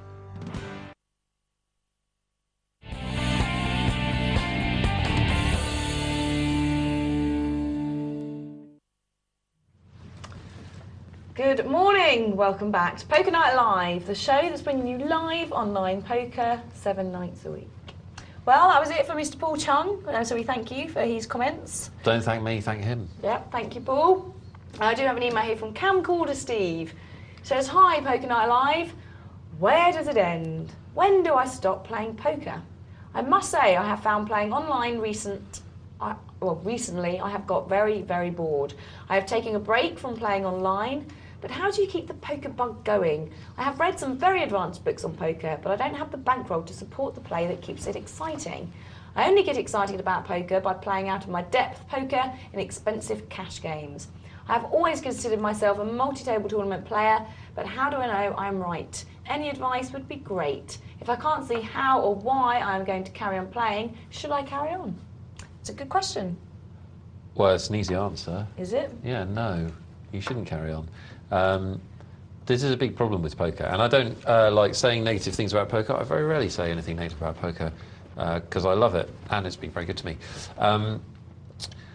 But there's a massive problem with the game, which is that in order to play very good players, you need a lot of money. It's that simple. It's kind of a strength of the game in that if you've got the right amount of money, you can play against anybody. You don't have to qualify like you would have to, say, to get into the British Open. If you've got enough money, you can play in the World Championships. But what you say is right, Steve. You know, if you've read advanced books and you feel like you've got a lot of knowledge about the game, in order to put all of that into practice, you will have to play against good players, because against weak players, a lot of that knowledge isn't necessary. You just play your cards, and in fact, if you bring that knowledge into play and start making sophisticated moves, you may even be playing incorrectly. So it is a big problem, and I will share with you, my Poker Night Live chums, it caused me to take about I can't remember how long it was, 9 months off poker a few years ago, because I got frustrated that my bankroll didn't allow me to play at a level that I wanted to play at. Now, the reality is that most good players build up their bankroll through being winning players, and I've done that, and I'm sure most other pros and good players have done that. But that takes time and effort, and it isn't unreasonable to have periods of frustration where you think your game or your knowledge of the game is greater than the games that you're playing in. Then you've got to look at why you're playing the game and what you want to get out of it. And certainly, the short answer is the one I gave at the top. Certainly, you need to take a break, Steve. If you're not getting any excitement from it, and the only time you're getting excitement is when you're playing a game out of your depth, then I'd really encourage you not to play for a bit. And rediscover the fun of it after taking a few months off. I would recommend playing poker for a bit of fun. Find some like-minded people. Find a home game. There are Poker Night Live forums. There are other forums where you could possibly find like-minded people. And play in a game where people want to test each other's mettle without spending lots of money. That's one way to get your enthusiasm back for it. Other than that, maybe restrict yourself to satellites for big tournaments or bigger sit-and-goes. You asked another question, which is what type of player you are. Whether you're a multi-table tournament player, that is very difficult for me to answer without seeing your game and your results. But I wouldn't feel too despondent if you're going through a period like this. It's perfectly natural. Take some time out of the game and cool off. Still watch Poker Night Live, of course. But take a couple of months out, go and do something else, and then come back and rediscover the joy of taking other people's money at the card table at a later date. But yeah, it is a problem with the game, Michelle, which is that if you're interested in testing yourself, you need to be playing at a reasonably high level, and for that you need a big bankroll. Yeah, and I get the same thing. I think that I play the 15, 25-cent games, and I think I could handle a much bigger game than that. And a lot of the play that I see is still very wacky and maniac-like, and I think I want to be playing people that are doing things for a reason the way I am. Why? I don't know. I almost want to put into practice everything I've learned. Yeah, and the thing is...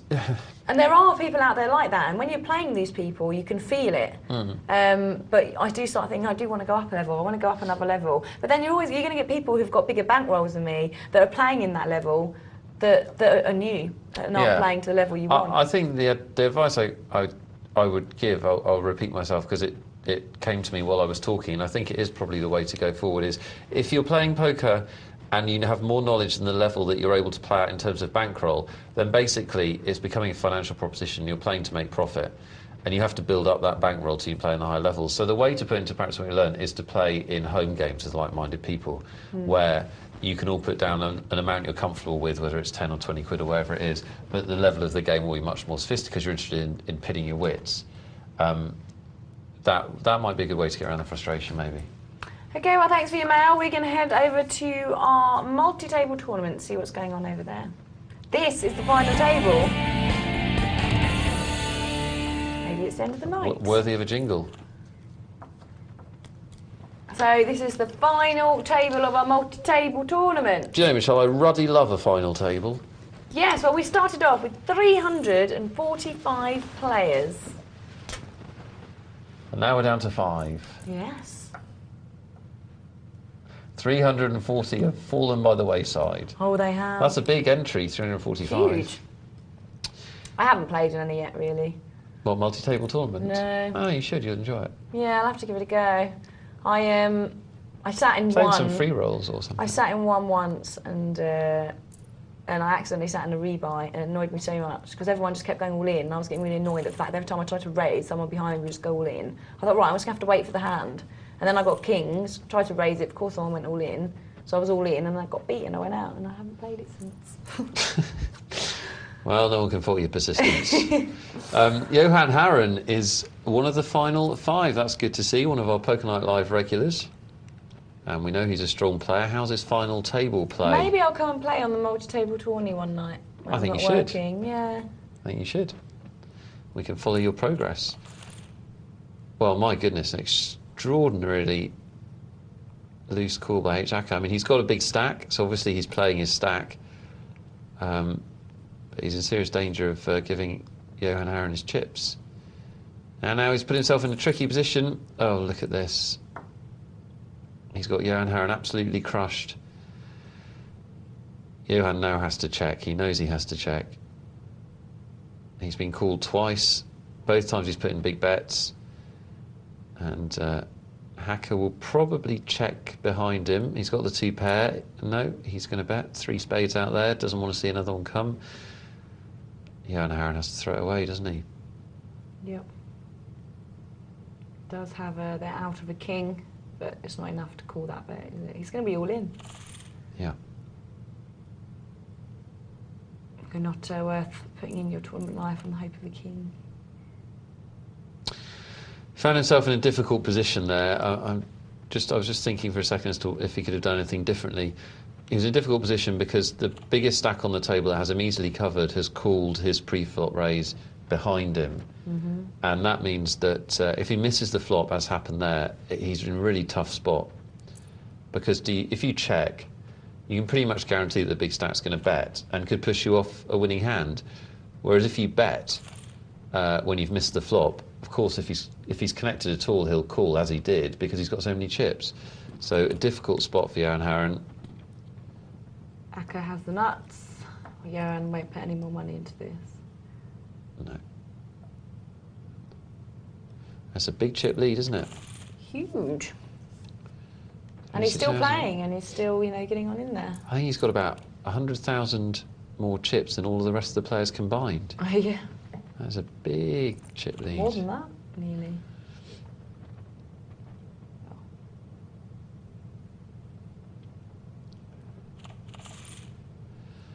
Well, there are some very interesting decisions to be made here by the players.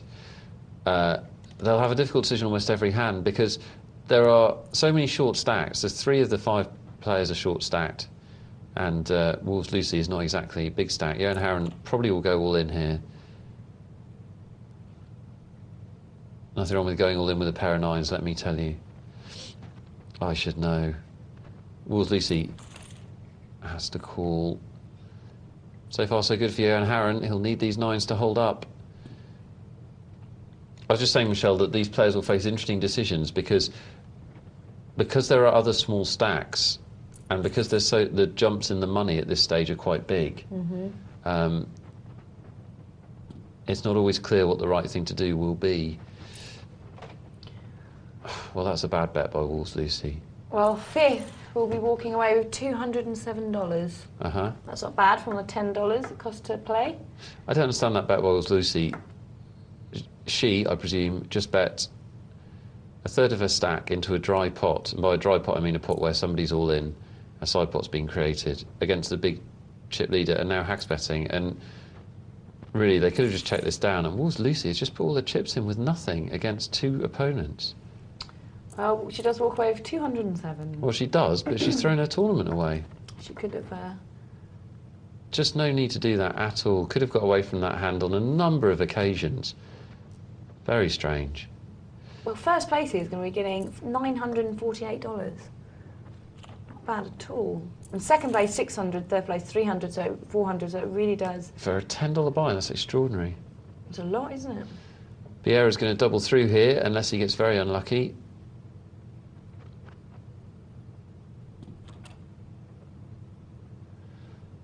Well, only a 4 can take this pot away from him now, or a jack. 4 or a jack. 4, we all have a share.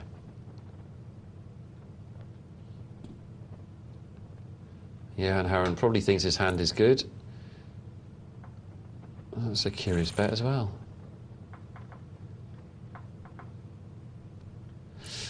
Well, Vieira triples through, in fact, doesn't double through. Gets the jacks again. Yeah, it's amazing. It's pretty unusual. It is, you'd think I'm taking the mickey. I'm not. Yeah, I'm not. It's really like unusual. You're a bit sarcastic there. No, it's really unusual to get the same pair back to back.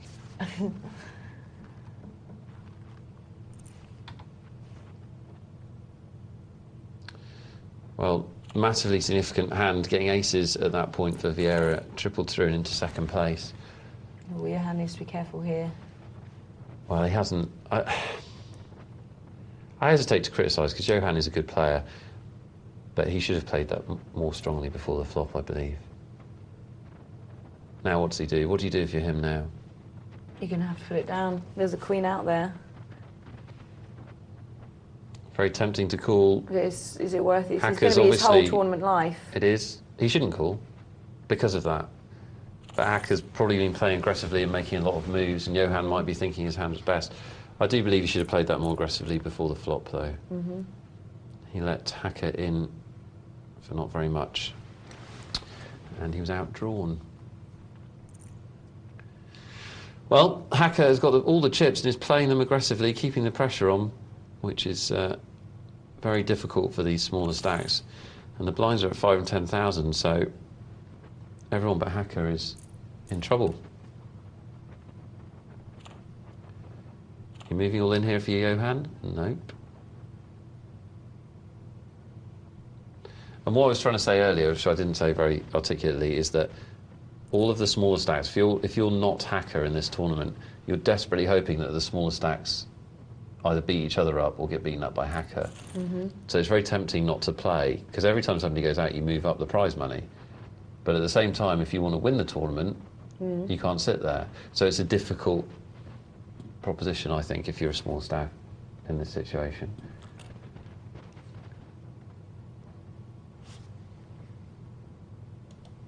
Now, Vieira's got to ask himself, if Hacker bets, am I going to call? Because if he's thinking that he might call, he should push all in and give himself the 2 ways to win.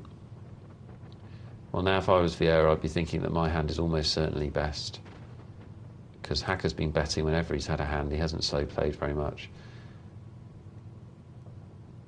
And he'd need a queen or a 3 to have the best hand.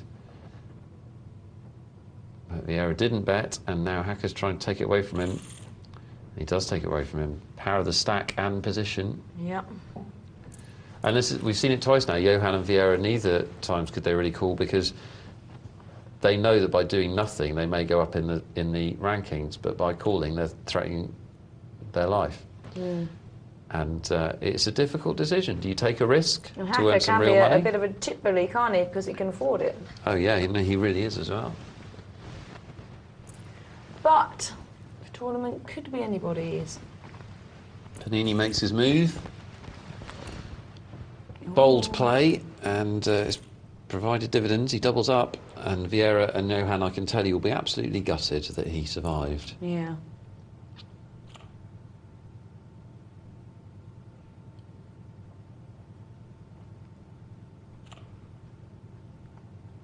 Well, now what does Panini do? He just gives it up. Quite right too.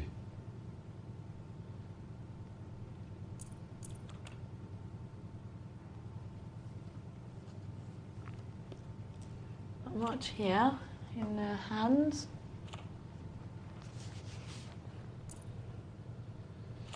Strong play by Johan. He knows King High is probably better than what Vieira has, and that Vieira won't want to call without a very good hand for his whole tournament.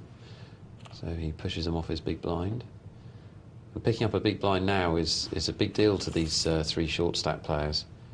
10,000 chips, well worth having, and could mean the difference between survival and going out.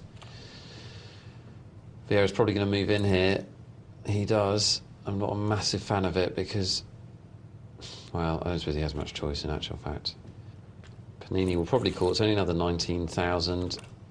He's competitive afterwards. Vieira hits the set. Panini's straight draw doesn't come, and Vieira hangs on. So these short stack players are hanging on. They've been four-handed with three short stacks for some time now, and the all-in player keeps surviving.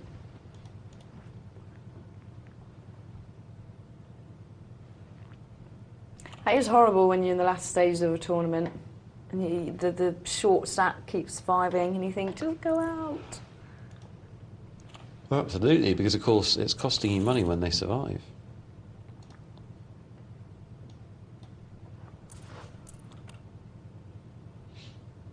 Well, that's not fair, is it? 400,000 chips, give or take, and gets dealt the aces. That seems unjust somehow, unjust. Give it to someone that needs them. Eh? No, it doesn't look like he's going to get any money.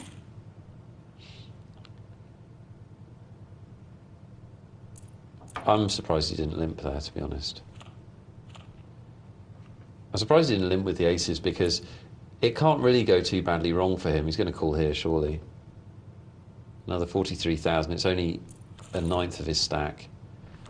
He does call. Vieira picks up a flush draw, and the straight draw hits the flush. Runner, 23 to 1 to stay alive. Wow. Gets it. He did have aces to hit as well, but to hit that flush, 23 to 1 on the flop. And now it's 106,000. Yeah, Hacker could have limped those aces because it can't really go wrong for him. Because even if he doubles somebody through, he's still got most of the chips. Oh, this could be end of Panini. It could. It is. It is. Panini leaves the game with $276. He got lightly toasted in that hand, didn't he, to be fair? Mm-hmm.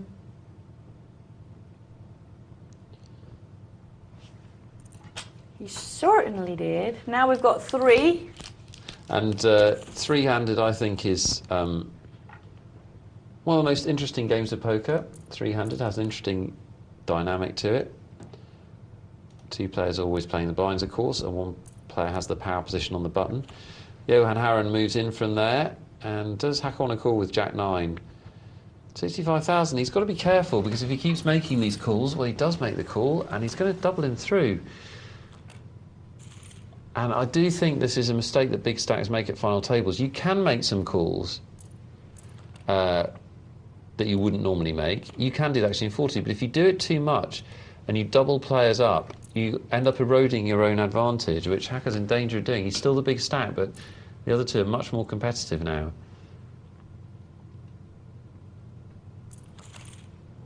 Oof. Well, you see, again, he doesn't need to call with the Queen 2 there. Johan's No. raised. He can just throw away Queen 2.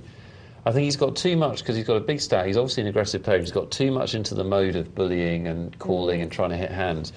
And he now needs to back off. You see, he's betting again with nothing. Oh, and he calls. Well, I don't know what that's about. Wow, and now he's no longer going to be chip leader. He can't win now, can he? No, he can't, no. Cannot call this, Hacker. But lost so many chips there. Well, he's put, 70, 80,000 into that pot and he didn't need to put a bean in. Why with Queen 2 suited? I just think, Michelle, it's a mindset thing. He's just in the mindset of being the big stack and bullying and playing aggressively, and he hasn't.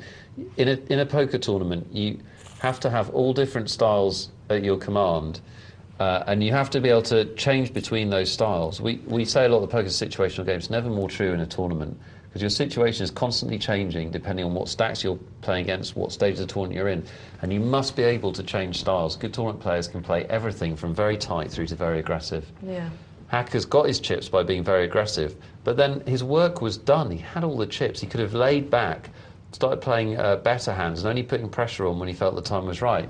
Instead, he kept raising, and more importantly, the bigger error, he kept calling people's all-ins and doubling people up. He doubled both these players up, and now he's giving Johan Harren another 75,000 chips, and we've got a competitive tournament. Yeah. He's now not even the chip leader. So when he was so ahead, if he'd just sat back and let the others play for a while, he'd still be well ahead, wouldn't Exactly. What we see at final tables is that players make moves they don't have to make. And I've seen it throughout my poker career when I've been playing in final tables, and you see it when you watch TV, and when you watch this show, you see it all the time.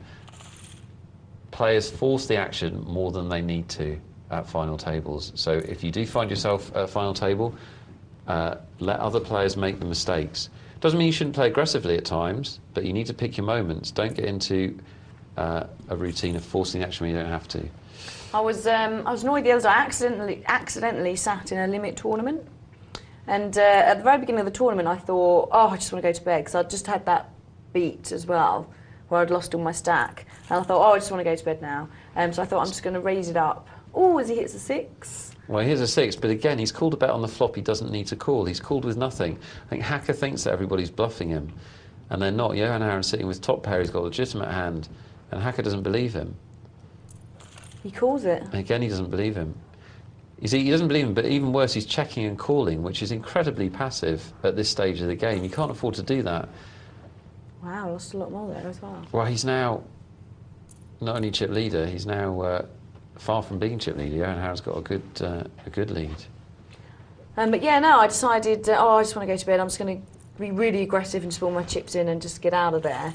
And after doing that a few times, all of a sudden I was a huge chip leader because I got lucky. And I thought, actually, I'm going to play this. And there was 2 of us left in the game, and it was nearly all over. And we had to have a 5-minute break.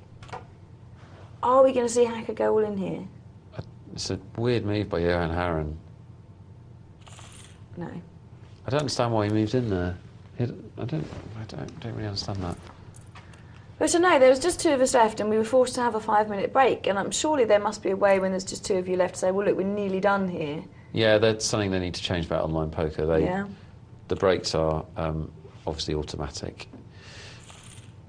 Vieira, who's been sitting quietly, is still in with a chance. Heck, he's almost in second place.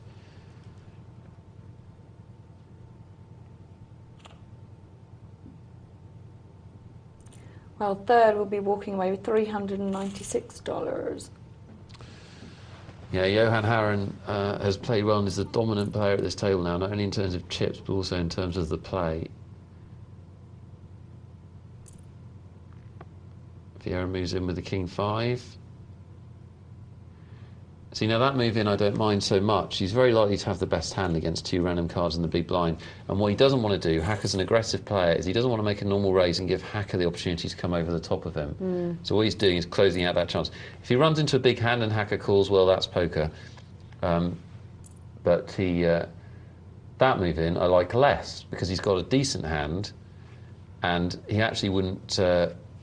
he can afford to make a normal raise, but I guess he doesn't want people coming over top of him. And the Hacker calls with King 10, and a diamond will get him out, but no, and Vieira doubles through him, and look at this. Wow. Hacker's gone from 380,000 chips to 40,000 in about 5 minutes. Wow. And he was just getting involved in so many hands he didn't need to. Absolutely. Has failed to change gears, has stayed aggressive, stayed playing a lot of pots, checking and calling too much, and unfortunately, for Hacker, that's the obvious move, but a good move by Vieira with ace-queen. Johan will probably throw away, should throw away. He's a good player, would expect him to, he does. It's been, unfortunately for Hacker, I'm really not having a go at you if you're listening, trying to be constructively critical so you can improve your play. But for everyone else watching, it is a cautionary tale. You can have a lot of chips in No Limit Hold'em and they can go very quickly. Yeah, very quickly. It's I mean, a that very all fast changed game. hands very quickly. Now Johan Harren, good leader there. Vieira hot on his tail. And Hacker in a horrible position of having to find something to put his short stack in with and hope he gets double up. Puts in with 3-4. And interestingly, Johan Harren showing he's a quality player there. I believe if you swap those two players around, Hacker would have called with Johan's chip stack. But Johan doesn't want to call with bad cards because he's just giving his opponent the chance to double up. Yeah. He doesn't mind him taking a big blind. That's not going to affect the overall disposition of the tournament. Doubling him up does affect the overall disposition of the tournament. I'm using the word disposition possibly for the first time in my life, so I do hope it means anything. You're doing fine. Yeah? Yeah. I know you're a little bit tired now, Michelle, because that hour of commentary. That was hard work, yes. It is hard work doing it. Flying solo, isn't it? It is. But I can handle it. I know. I'm afraid you're doing such a wonderful It sounds job. like you do very You're well. giving us so much I'm insight quite into on it, this. to be honest. I'm letting you get on with it, to be honest. It's a really, really good learning point for how to play a final table and how not to play a final table, what we've seen so far. You could do a lot worse than copy Johan Harren's play and avoid Hacker's play. And Vieira, to be fair, has not done a lot wrong, has not been afraid to put his chips in when he's thought it's the right time, and hasn't overplayed anything, and has ever so quietly... Yeah, he has. Prepped You haven't even noticed it, he's just prepped up there. I can see it. I know what he does here on the big blind. Oh, that's a shame. Doesn't get to play his ace-king. Yeah, it's a shame for him. Hacker's going to have to do some work now. Well, he's got to get lucky now, Hacker. It's got that bad.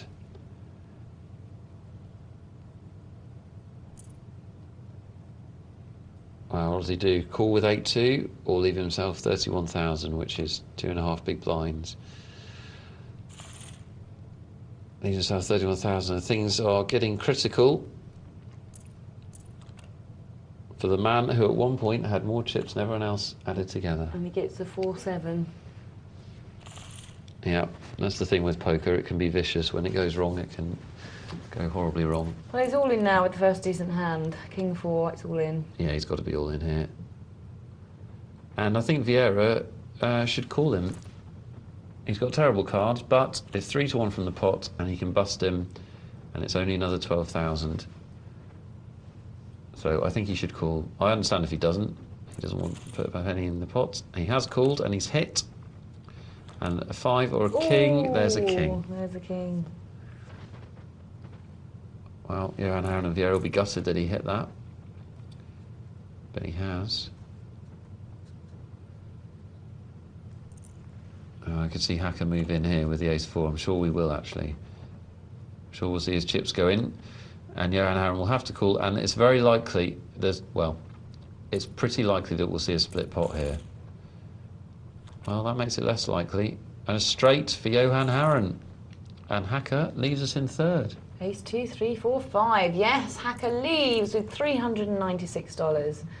And which is amazing considering he had such a huge... Well, he'll never feel worse in his life about winning $400, I promise you. Yeah. He will have won $400, which is a fantastic result. I'm sure he'll be absolutely gutted given the situation he was in. But it's No Limit Hold'em. It can change so fast. So fast. Well, Heads we're up for now the money. fighting for about $300 because it's 600 to second and 948 to first. Who's your money on, Michelle? I'm going to have to give it to Johan. All right.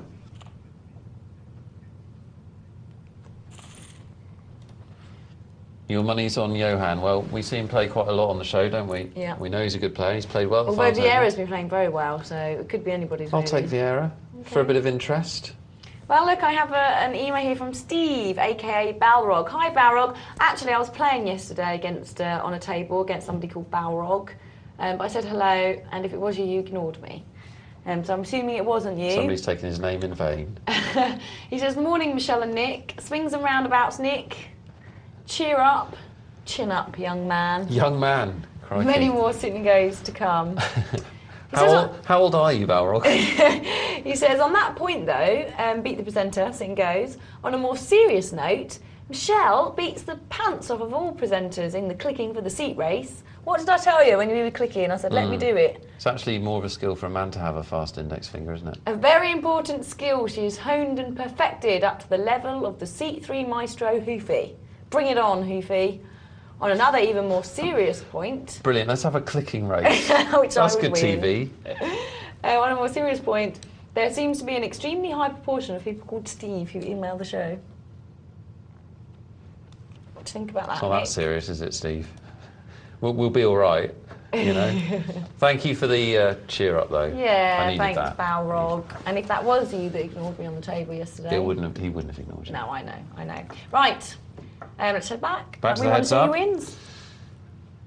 I've just gone up. Yeah, and Johan Haren's taken an advantage in this heads up.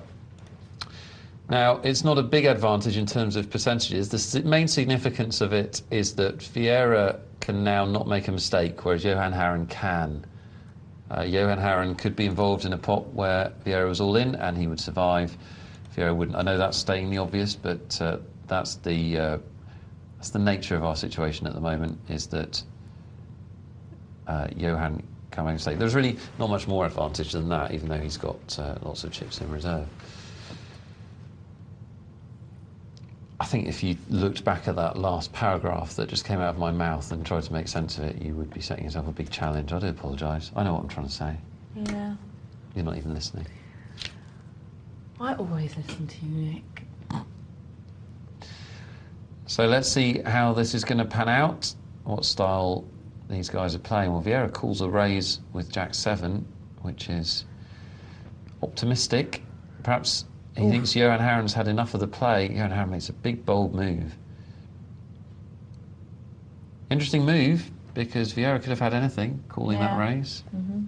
But fortune favours the bold. And these guys are playing fast heads up at the moment, moving in. Exciting stuff. Yeah, no, it's good. I like a good aggressive heads up. A ding-dong. Ding-dong to watch. Nice. Ding-dong along.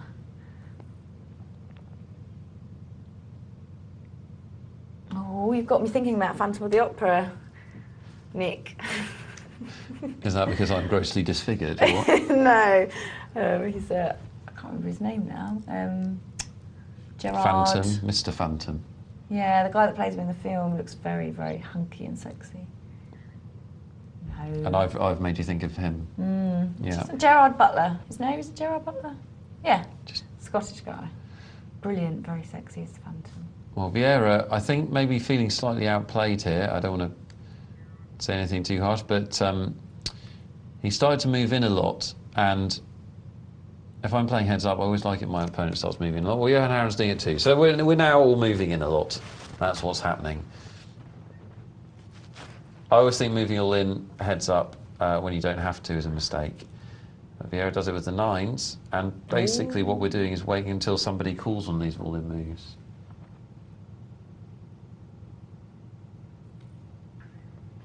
The problem with moving in a lot, heads up, same with moving a lot at any point. When you're called, you're often in a lot of trouble. And so what you're doing is you're risking lots and lots of chips to win a small amount of chips to win the blind. So it's actually not particularly good play, I don't think. Can I just mention No. that, that Patrick Stewart didn't play the Phantom in Phantom of the Opera film like the guys in the back room seem to think. That's just stupid. I don't care, Michelle, and neither do the viewers. You should care, Nick. You'd make a lovely Phantom. I'm trying to watch the heads-up battle we've got going at the moment. Were you listening to why you shouldn't move in a lot heads up? Yes. Do you want to see the points that I made back to me so I can make sure learning has taken place? No, because look, 10-5 suited for Johan Haren against 6-9 suited for Vieira. It's all kidding. I can't interrupt this. You've let yourself down, Michelle. Well, Vieira needs to turn this around. He's been whittled away. The point I made, which I think was a brilliant one. I know, I heard it. We don't need to go to the same points. Look at this. Well, it's happening, which is why I was going to make it again. They're still moving in. And at some point, one of them's going to move in, the other one's going to find a good hand and call. And call. And it's very important not to push in too soon with mediocre cards. It is. Just think about what you're risking compared to what you're winning. All you're winning is the blinds and you're risking everything. Risk ratio and reward. There's no feature in it. Johan Harren's picked up kings.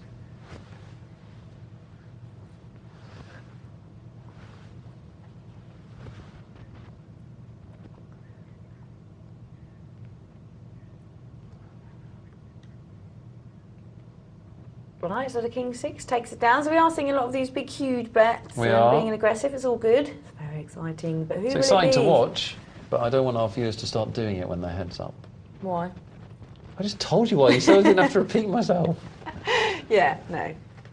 If they're on the telly, they can. For our entertainment, sure. Yep. Well, like you say, when the blind's at 8-16, both of them still have quite a lot of play. Vieira not so much, as much. It's more understandable Vieira doing it. It's less understandable Johan doing it because...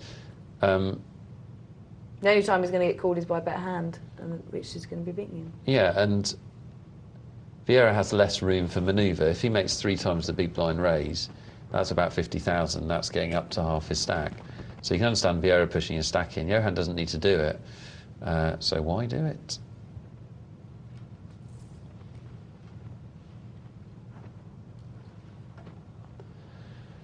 Big hand for Johan. It just got bigger, but it also gave Vieira some outs, and Johan's played it slowly. Vieira's contemplating a move here, which he doesn't make, and now he's hit top pair. Vieira should check. He does check. Well played. He could have got himself into all sorts of trouble there, and played the hand well, as it turned out. Sadly for him, though, it's another loser.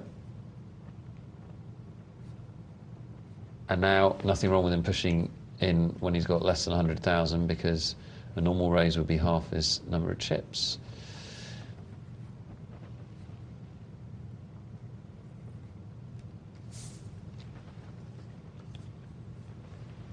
Buttons on Johan, king 7, king 4 suited.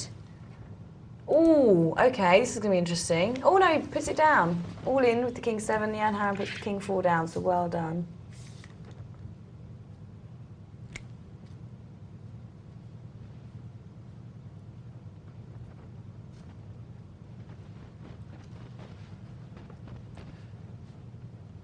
Decision for Vieira.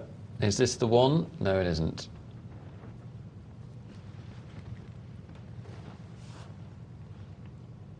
King Queen, probably push it with this. Yep. Doesn't get a call again, so we've got a bit of pattern going on. Good hand, all in, fold. So we need one of them to go all in and the other one to have something, so you can see a bit of action. A3, 10, 2. I don't think it's going to happen here unless he just flat calls. No, all in. Doesn't get a call. Just waiting for those cards. King 8, Ace 9. I think Vieira will raise, and I don't think Johan Harren will call. No. No. Well, if I was playing this heads up, what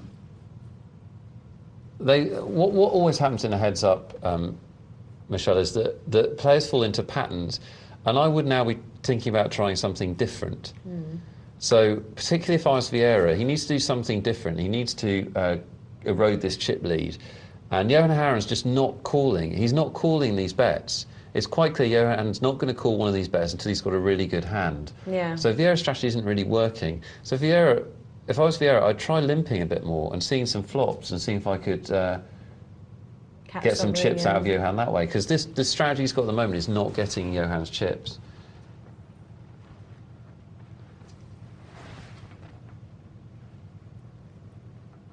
Six Queen, 9, 7. Can't see much happening here. Come on, we need a couple of big hands. Queen. Oh, Queens. Unfortunately, Vieira has nothing. So unless Johan Harren limps and gives Vieira something on the flop, there's going to be no action. No.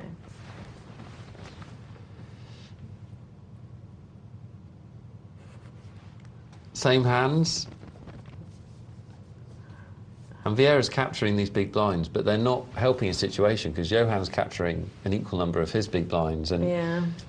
you've got to if I could give you one piece of advice for those of you that have been bold enough and committed enough to stay up on this Monday morning. Or tomorrow afternoon. The Or one piece of tomorrow morning. advice I could give you is when you're playing poker, and this might actually be lesson number 1, in fact, when you're playing poker, you should always be switched on. And because it is so easy, even if you're a good player, it's so easy to become on remote pilot or on autopilot. It's so easy to slip into a pattern or let the rhythm of the game and the fact that you don't always have to play hands or whatever it is stop you from thinking about everything you're doing. Vieira here has got stuck. He's got stuck. He's doing the same thing over and over again, and eventually he's going to get caught. Johan Haren's a good player. He's not going to play a hand. Johan Haren is not going to play a hand he doesn't want to play. No. He's sitting here rubbing his hands, Johan. He's counting the money in this tournament because he's thinking, all I have to do is wait until he makes this all-in move when I've picked up a real hand. Yeah. That's all. He knows it's just a matter of time. Every so often, Johan steals one back to keep the chip lead the same. Vieira needs to be thinking. He's not thinking. So always assess what's going on, assess what you're doing, assess if you're playing the right style, assess if you've got an edge in the game. Well, this could be interesting. Both players make a pair. We've actually seen a flop, and Johan's not going to call.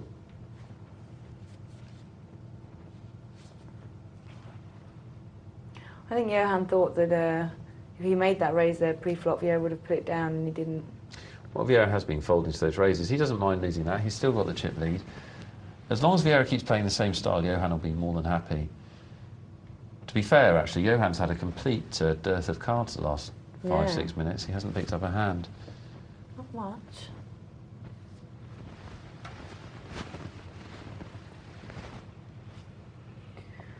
Well, I'm sure his luck will start turning. It was quite funny. I was playing in a 10-seated cash game the other day, and I had nothing the whole game. And then people started dropping off, and there was 3 of us left in the game. All of a sudden, my cards come, everything, kings, aces, ace-king, queens. And I ended up taking, the one guy that was left, I ended up taking all of his chips, and in the chat box he kept being unbelievable, and I did feel quite bad, because we were talking to each other, wow, we're heads up, never done this before. That's a very significant hand. Vieira had middle pair, Johan Haren bear on the flop, and Vieira threw it away. And that's just the power of the big stack. Vieira knows that at any point he could be playing for his whole tournament, and now he is playing for his whole tournament. That's it. And it's all over. And he hit his queen as well. And basically exactly as predicted. I thought that Johan maybe would wait for a bigger hand than a pair of 5s, but he knows that Vieira is moving in with all kinds of cards. He must be, because he's doing it so often. So he'd obviously predetermined that any kind of middle pair, any kind of pair, he was going to call one of these all-ins and take his chances. And well played, Johan, and well played, Vieira. I thought Vieira played really well until the heads up. Yeah. Yeah, very well. Played well, Vieira played excellently until the heads up. And I don't think he played badly in the heads up. It's just that after a while, he became too predictable, and Johan was just lying in wait there. OK, well, we have an email here from Stephen Garbutt, another Steve. There you go, Balrog. He says, hi, Michelle and Nick. My question is about heads up. I know there's a lot to take on board playing heads up, but I'm wondering what hands you rate as good hands, and what hands are mediocre hands in heads up, other than the obvious, like aces.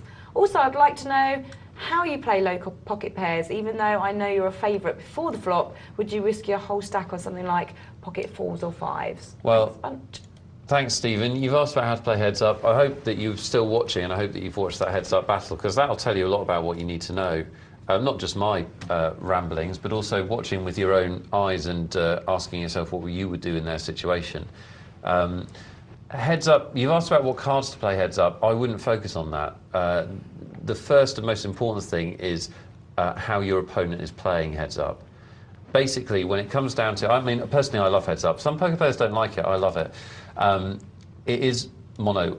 It is poker in its purest form. And most of the time, neither of you will get a good hand pre-flop. Most of the time, neither of you will hit the flop. So it comes down to how well you play and whether you can outplay your opponent. And basically, it's a game of controlled aggression. You always want to be the one asking a difficult question of your opponent, putting the difficult raises to him, re-raises, check raises, whatever it is. And the key is you must be completely adaptable and flexible in your play. So I was talking about in the heads-up showdown there, Vieira needed to change his style at some point to give Johan Harren a different problem, because Johan had figured out what he wanted to do, and in the end he successfully did it. So you always need to be adapting, and you need to be trying to find a weakness in what your opponent is doing. Most players, when they play heads-up, fall into a pattern of one kind or another. It's up to you to spot that pattern, because the beautiful thing about poker is that there's no one pattern or strategy which is unbeatable. No matter what they do, there's a way to counter it. So that's what you're trying to do heads up. In terms of cards, I'll talk briefly about cards, although I don't think they're anywhere near as important heads up as they are the rest of the time.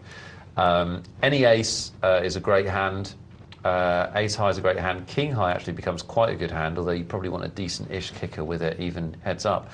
To give you an idea of the strength of ace high, if you have an ace high, you're 89%, I think, that unless the other player's got a pair, you're ahead. The other player won't have an ace. So having any ace is very strong. Small pairs are not strong heads up, and small pairs. Basically, their value is in flopping sets. And people play them heads up, and they play them strongly heads up. And the reason is that they've seen the statistic that says a pair of twos beats ace-king.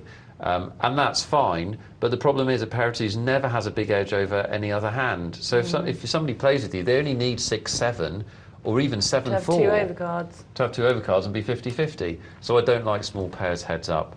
But you can play any hand, because you should be playing the man and the game rather than the cards at that point. Thank you for that, Nick. We have an email here from Simon. Morning to you, Simon. He says, "Hi, Michelle and Nick. I'm sure you're sick of being asked to suggest poker books, but I am after something slightly different to the regular requests. I've been playing for about 9 months, and so far I am a winning player. But what I am now looking for is some literature that explains in depth the game theory and probability theory that underpins this game I've fallen in love with. From what has been said on the show before, I am leaning towards the theory of poker, but are there any specific mathematically based alternatives you would advise I read?" What are you reading, Michelle? You've been playing 6 to 9 months. Well, I'm reading the theory of poker, and I am finding it good, very good. You are? Are you finding it easy to read, or are you finding it tricky? No, I'm not finding it that tricky, actually. And a lot of the stuff I find I already know as well. Yeah. So. But it puts it in a very clear way. Yeah, I mean, mathematically, I don't know. Do you know anything that's a bit to be honest with you, I'm not a big, well, I say I'm not a big statistics man, but over 8 years of playing poker, I have a decent knowledge of the statistics involved with the game. David Slansky himself says you don't need to be a maths whiz to be a great poker player. You need to know enough. Theory of poker will tell you enough. If you know everything in theory of poker, you have as much maths in that book, as much maths knowledge as you need to be a great poker player. You can take it further if you want. I can't think of any books. James Browning always mentions one. Please do email when he's on. There's a stats book that's recommended, but I've never read it, and many winning poker pros have never read kind of maths books beyond the level of what's in theory of poker. So that's a great one. If you play tournaments, I think Harrington on Hold'em is an excellent book. There's a goodly amount of maths in that. Actually, yeah, do get Harrington on Hold'em, because even if you don't play tournaments, because it has in there how a professional player breaks down a hand in terms of expectation and the maths involved, and that will be really valuable to you. So Theory of Poker and Harrington on Hold'em, I think. Excellent. So I have to go to Harrington on Hold'em after Theory of Poker. I have an email here from Andy. He says, "Michelle, you're beautiful. Will you marry me?" He sent me a picture and says, and I think we can get it up. He says, "I'm the guy on the right with the dark hair." So here's your moment of glory, Andy. There he is. On the right with the dark hair. Will I marry you? I won't at this moment in time, but you know, Nick, he is wearing a dress by the look of it, or some nice kind of silky number that he's fancied down the pub. Sorry, Andy, for putting your picture live on air. What have we become? We are on the gaming and dating now, so you know. Yeah, but we don't have to. Do we? Look, we have to go now. We've come to the end. And Tragic Trev did send us a nice email. I haven't got time to read it. But he does say he's having a poker session in the bar, karaoke as well, next Friday. So if we fancy it, we can go and do that. I'll put it on the forums, Trev. Yes, do. Put it on the forums. That is all the time we have. I won't be marrying Andy just at this moment in time, but you know. I haven't decided. Nick hasn't decided yet. Open mind. Maybe we can instant message and get to know each other a little bit better. MSN. It's not going to happen. Well, do join us tomorrow night at 10 p.m. for plenty more Poker Night Live action and fun multi-table tournaments and be the presenter. But for now, Nick, it's been a pleasure. It's been lots of fun, Michelle. And we say good night and goodbye. See you again.